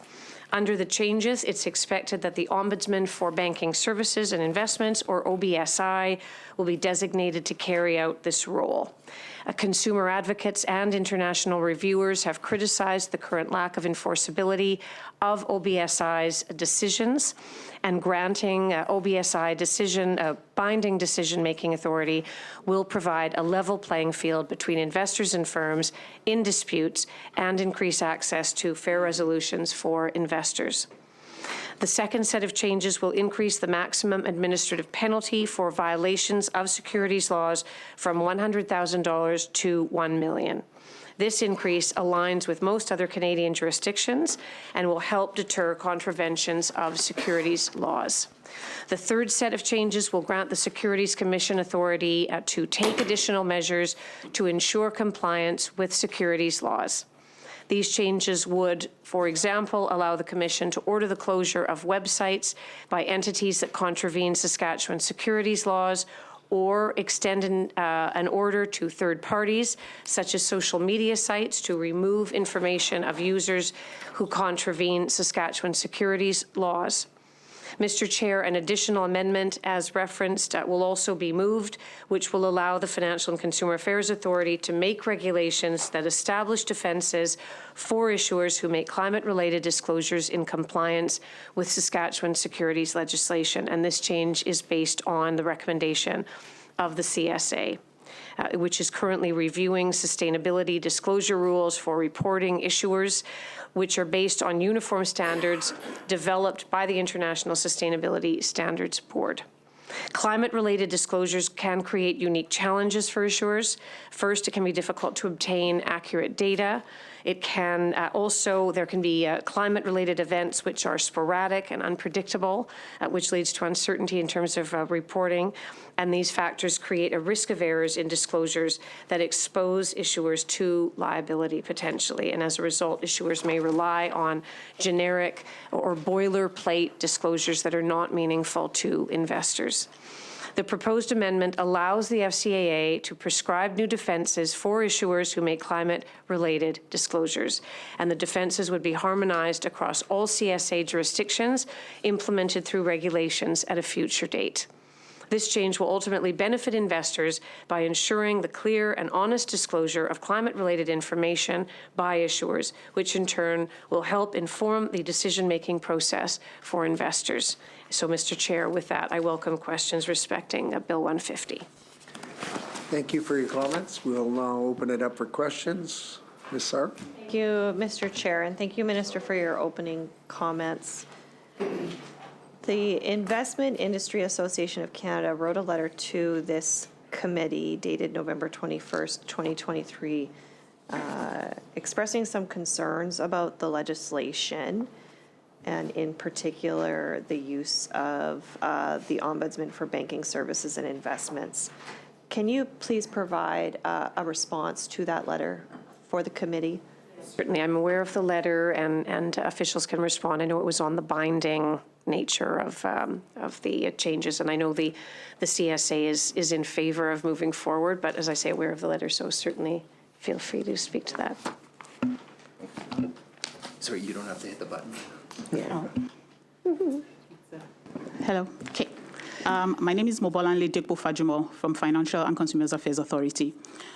Yes, we did receive the letter from IAC in relation to concerns about the binding authority. Some of the concerns they raised was that designating OBSI as the Independent Dispute Resolution Service will create a monopoly. And in response to that,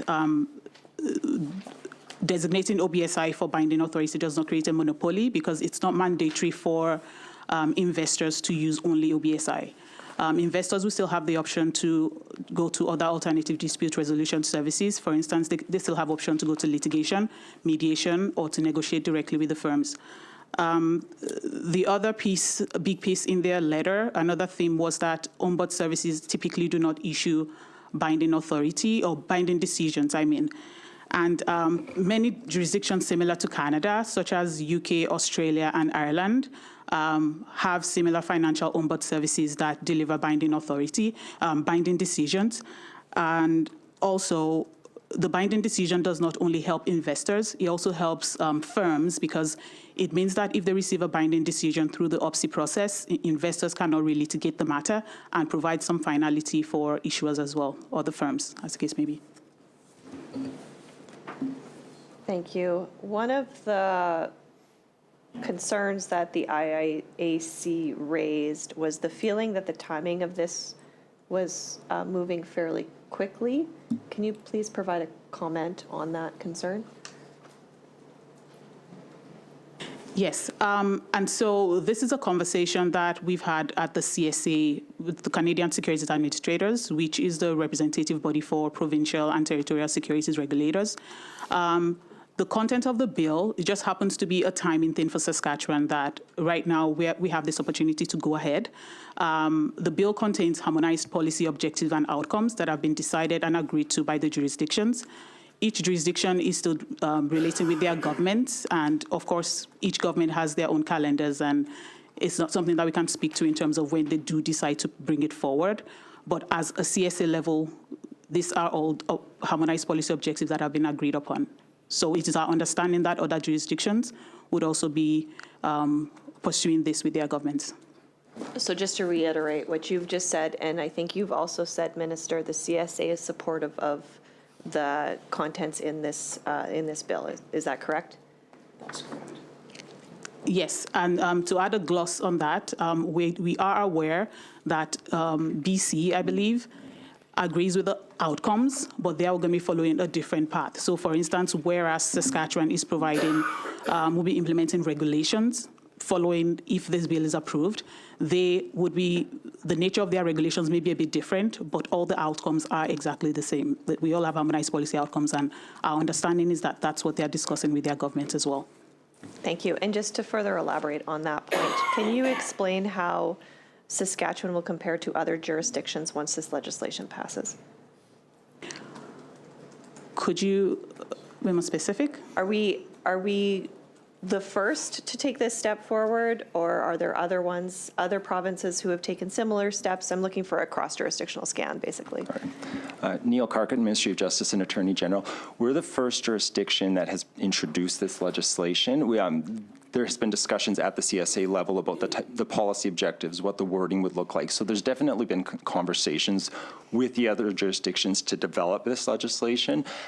We can't say with certainty what their exact legislation will look like because we're first out the gate, but it's definitely been a collaborative effort, and the anticipation is that when other jurisdictions move forward, their legislation is going to be very similar to what we're preparing here.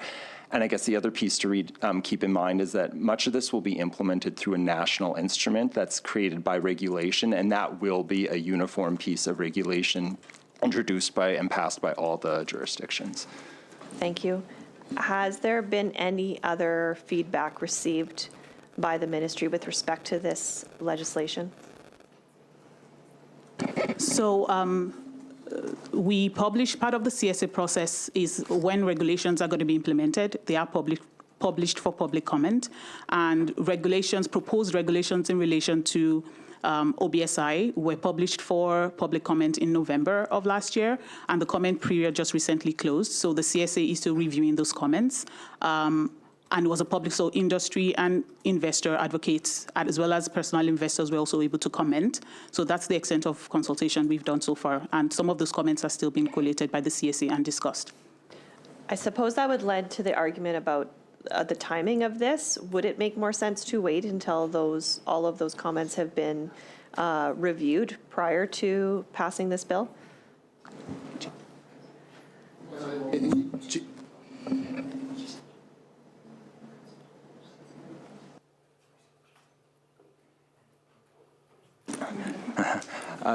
So just to clarify, what we're doing here is setting up the legislative structure for it. However, nothing in Saskatchewan will come into force until all the jurisdictions are ready to go. So based on the timing of our legislative schedule, we moved ahead with it first. However, there's going to be a collaborative effort to bring everything into force at the same time.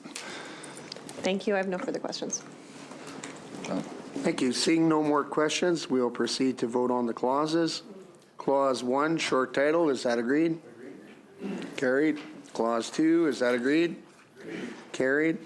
Clause 3, is that agreed? Carried. Clause 4, is that agreed? Carried. Clause 5, is that agreed? Carried. Clause 6, is that agreed?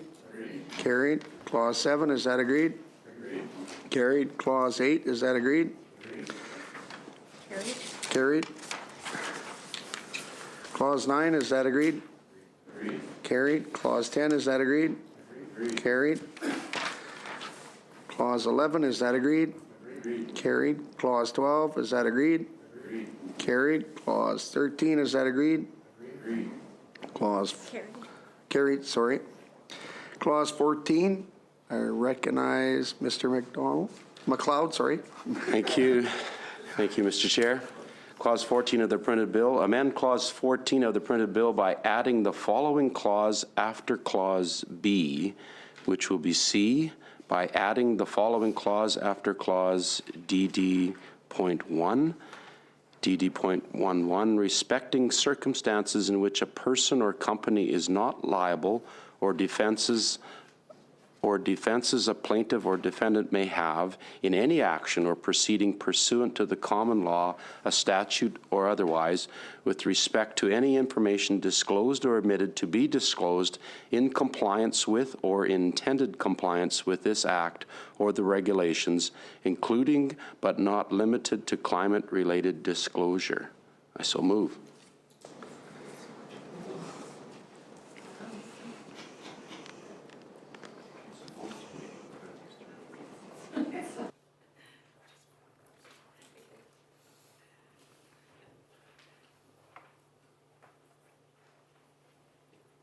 McLeod has moved an amendment on Clause 14. Do committee members agree with the amendment as read? Carried.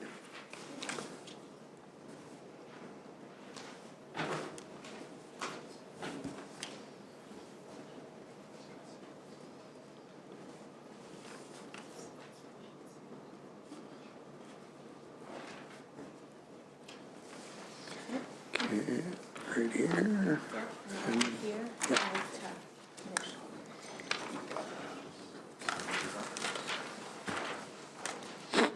Clause 15, is that agreed? Carried. Clause 16 coming into force, is that agreed? Carried.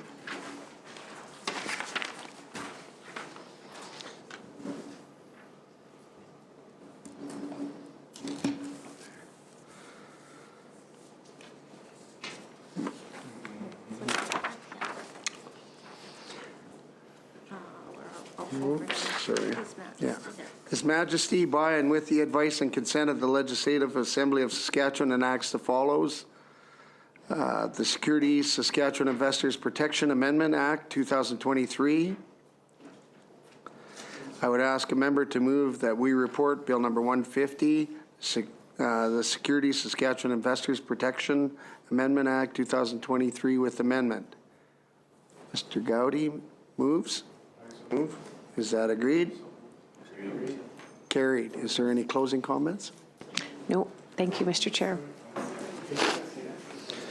Okay, our final item of business is consideration of Bill 152, the Protection from Human Trafficking Coerced Debts.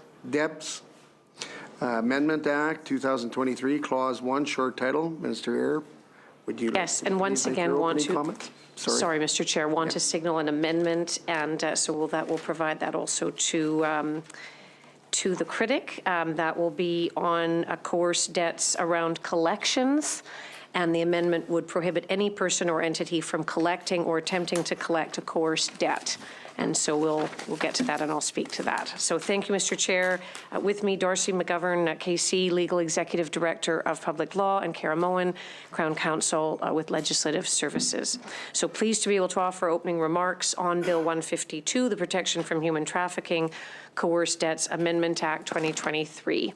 This bill aims to cut the strings of financial control that traffickers can exercise over their victims, and it does this through targeting coerced debts, which can occur when a trafficker, of course, forces a victim to take out a loan or other debt for the trafficker's benefit.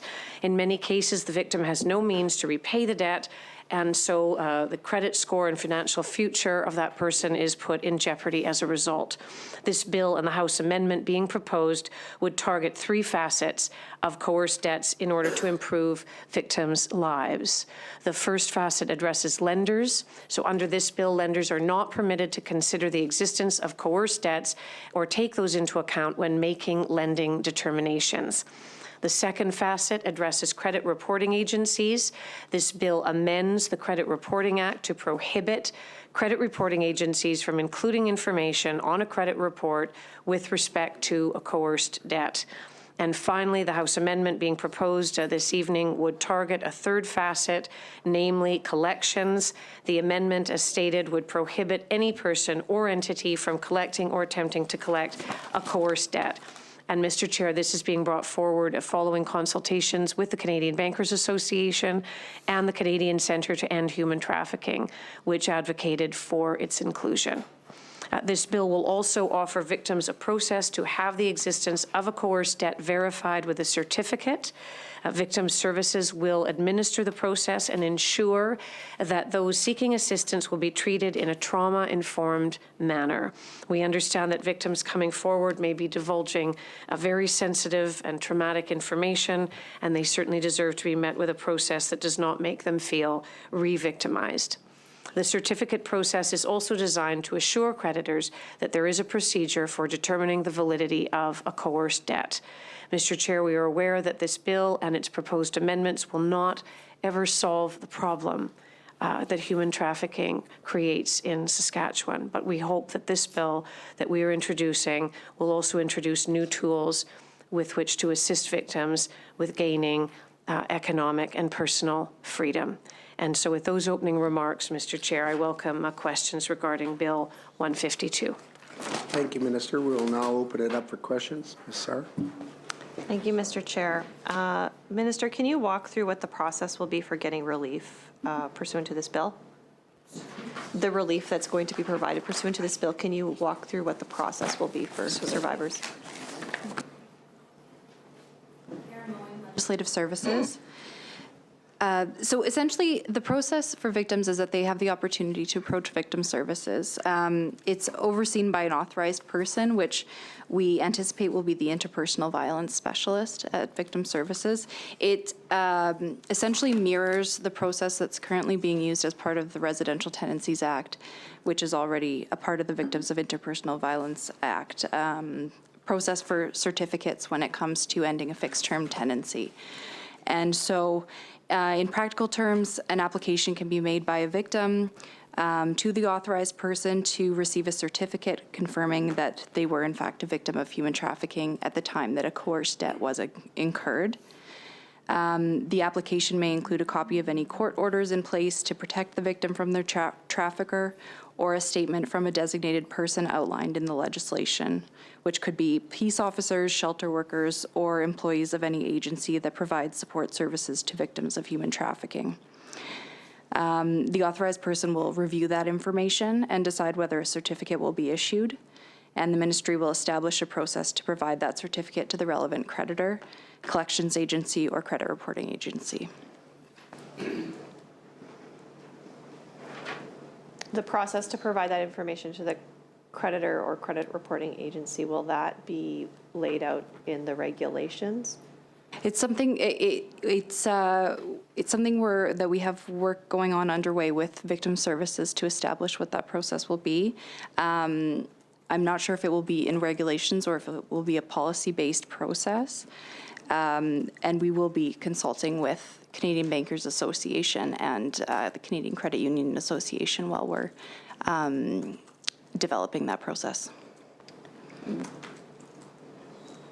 Understanding that this process may or may not be laid out in regulations, you mentioned a few organizations that will be consulted in the development of that process. Will there be any other consultations with any other organizations while the regulations are being drafted?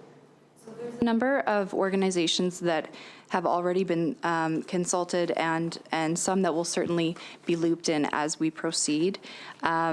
Equifax Canada and TransUnion Canada have been part of consultations already. They are the only two credit reporting agencies that collect and sell information in Saskatchewan about an individual's credit history. We also have the ICAVA, which is the Interministerial Committee on Interpersonal Violence and Abuse, the Subcommittee on Human Trafficking. And the membership of that subcommittee includes representatives from the Ministry of Justice, of course, Corrections and Policing, Health, Social Services, Status of Women, and Education, and also non-government agencies, including the Sask Health Authority, the RCMP, the Regina Police Service, Saskatoon Police Services. So those groups, as part of that committee, are aware of the work that's ongoing. Has Hope Restored been consulted with respect to this legislation? Restored has been spoken to by Victim Services. And what was their feedback with respect to They the were bill? supportive of the legislation. Will this be a provision that will be accessible to those who are also labor trafficked as well? There are two forms of human trafficking, really, sexual and labor. Just ensuring that it will be available to both.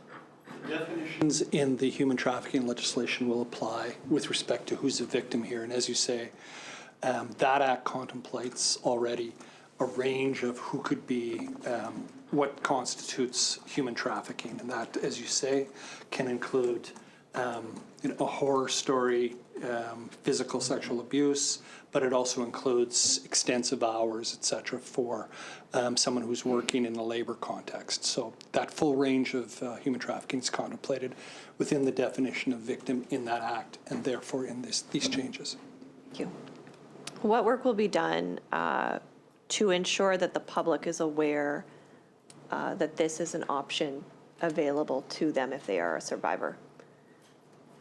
Well, and certainly, I mean, as this now comes forward, I mean, we hope to, get the word out, as it were, I mean, as much as possible. And I think, I mean, one of the things that I think is important to highlight is the content of the amendment, because I think it's very impactful, and certainly that's something that I'll be saying and that we'll be trying to impart as much as possible and get out there. I mean, namely that, I mean, the fact that from a ministry perspective and in terms of the sort of the journey, if you like, of this legislation, that as it had been envisaged, it had been a phased-in approach in terms of targeting credit reporting agencies initially, and then later focusing on the role of creditors. And I think it's not to be underestimated that within the context of this legislation, the fact now that creditors are on board, if you like, to the extent that they are, and that really came from the Canadian Bankers Association, is very significant. So just that it's more sweeping than we had even previously envisaged, and as I say, as that had been a phased-in approach, which now can become more of a complete response, I think, is something to your question about what we get across and how responsive we hope to be with this. Have any dollars been allocated in this budget for any public awareness campaigns with respect to this bill?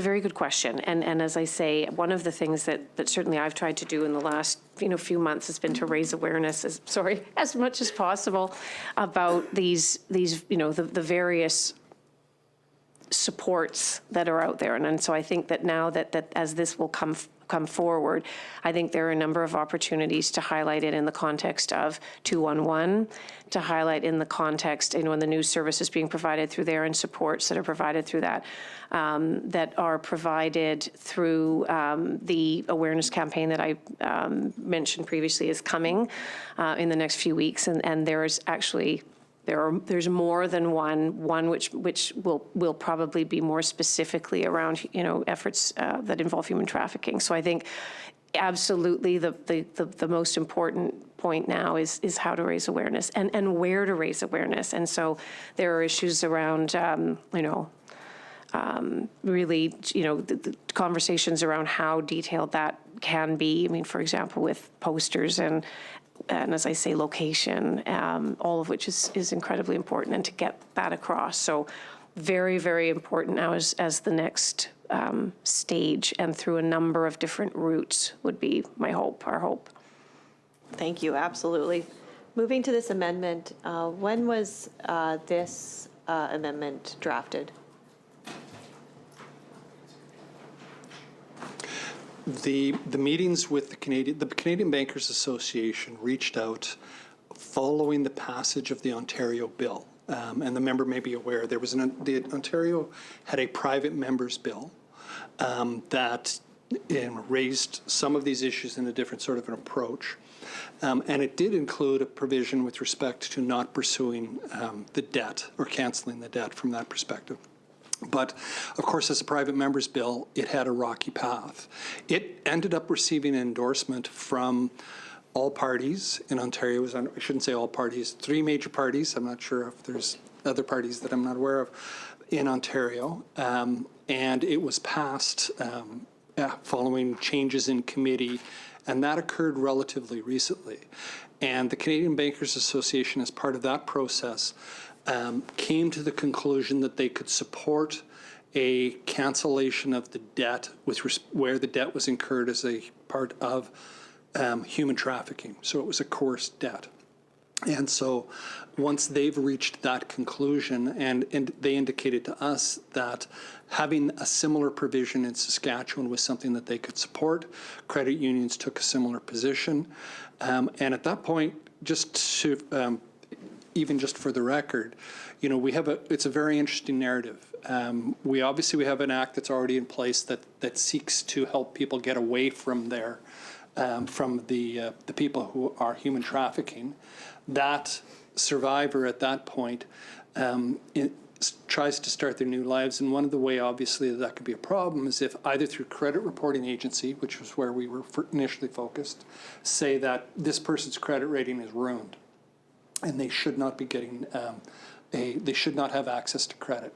This removes that problem. And as the minister said in her comments, the second step that we're now able to take with only just recently with respect to the amendment, and literally within the last 6 weeks, is to be able to look at that and say, and not only that, if you have a debt that was taken out under your name under coercion, that once a certificate is provided, if the bank or the credit union, for example, says, we'd like to see a certificate, they could, of course, just honor it and say, we're not going to, we recognize that we shouldn't be enforcing coerced debts. But the certificate process is a way of without much bureaucracy and in a sensitive manner, as Kara mentioned, to be able to go forward and say, yes, this did occur as a victim of human trafficking. I mean, due diligence is important just in the sense that we don't, we have to be able to assure the banking community that, well, someone can't do this just to dodge a debt. And not that we think that's going to be a big problem. This removes that problem and does so in an easy fashion. So that's a good narrative. It's not only is your credit reporting going to be resolved, that you could start over, but you're not going to be saddled with debts that someone horrible imposed upon you. Thank you. I have no further questions. Thank you. Seeing no more questions, we will proceed to vote on the clauses. Clause 1, short title, is that agreed? Agreed. Carried. Clause 2, is that agreed? Agreed. Carried. Clause 3, is that agreed? Agreed. Carried. Clause 4, is that agreed? Agreed. Carried. Clause 5, I recognize Mr. McLeod. Right here. Clause 5 of the printed bill, and excuse my voice, I hope I can get through this. Amend Clause 5 of the printed bill, first of all, A, by adding the following section after Section 19.2, Prohibition on Collection of Debts, 19.21. Notwithstanding any other act, no person or entity shall, through any means whatsoever, knowingly collect or attempt to collect a coerced debt, and B, by striking out Section 19.3 and substituting the following. Certificate to verify coerced debt, 19.31. A victim may apply for a certificate to verify a coerced debt pursuant to Section 12.41 of the Victims of Interpersonal Violence Act. And 2, a certificate obtained by a victim pursuant to Section 12.41 of the Victims of Interpersonal Violence Act that is provided to a credit reporting agency, creditor, person, or entity constitutes proof of a coerced debt. I do so move.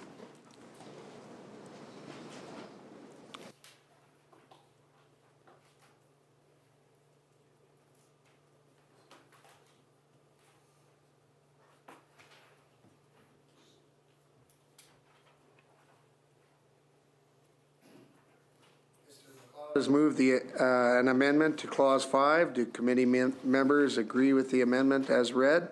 Agreed. Carried.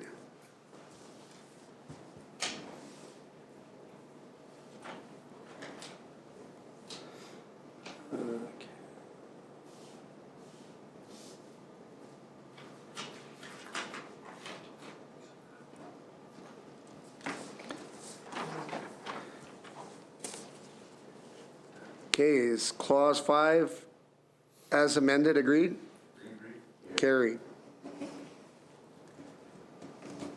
Is there something under here? No.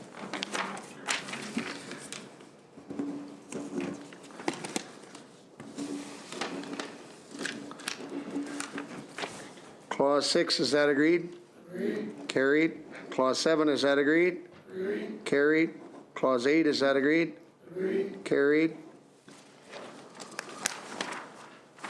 Clause 9, as amended by, sorry, Clause 9, coming into force, is that agreed? Agreed. Carried.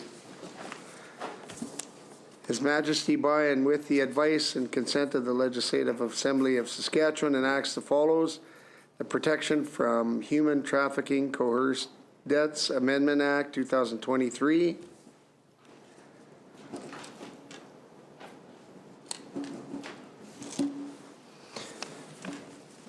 I would ask a member to move that we report Bill number 152, the Protection from Human Trafficking Coerced Debts Amendment Act 2023 with amendment. Mr. Gruhl moves. Is that agreed? Agreed. Carried. Is there any closing comments from the minister? No, not particularly, Mr. Chair, other than to thank you, thank committee for questions, thank Hansard. Certainly on the legislative side, these are always long journeys, and one feels one is finally delivering something forth at this phase. And in this case, well, in all three, some late-breaking amendments, which were, I think, important and impactful. And in this case, we know certainly thank you to officials for your work in terms of getting these to this point, and also in this latter case, the Canadian Bankers Association for their position, which I think is very welcome and I think will be very impactful for the province. Thank you, Minister. Ms. Sarr? Just an emphatic thank you to you, Minister, and all of the officials for their hard work. I, too, would like to thank the Minister, her staff, and the committee members here today, and the staff as well, their committee members.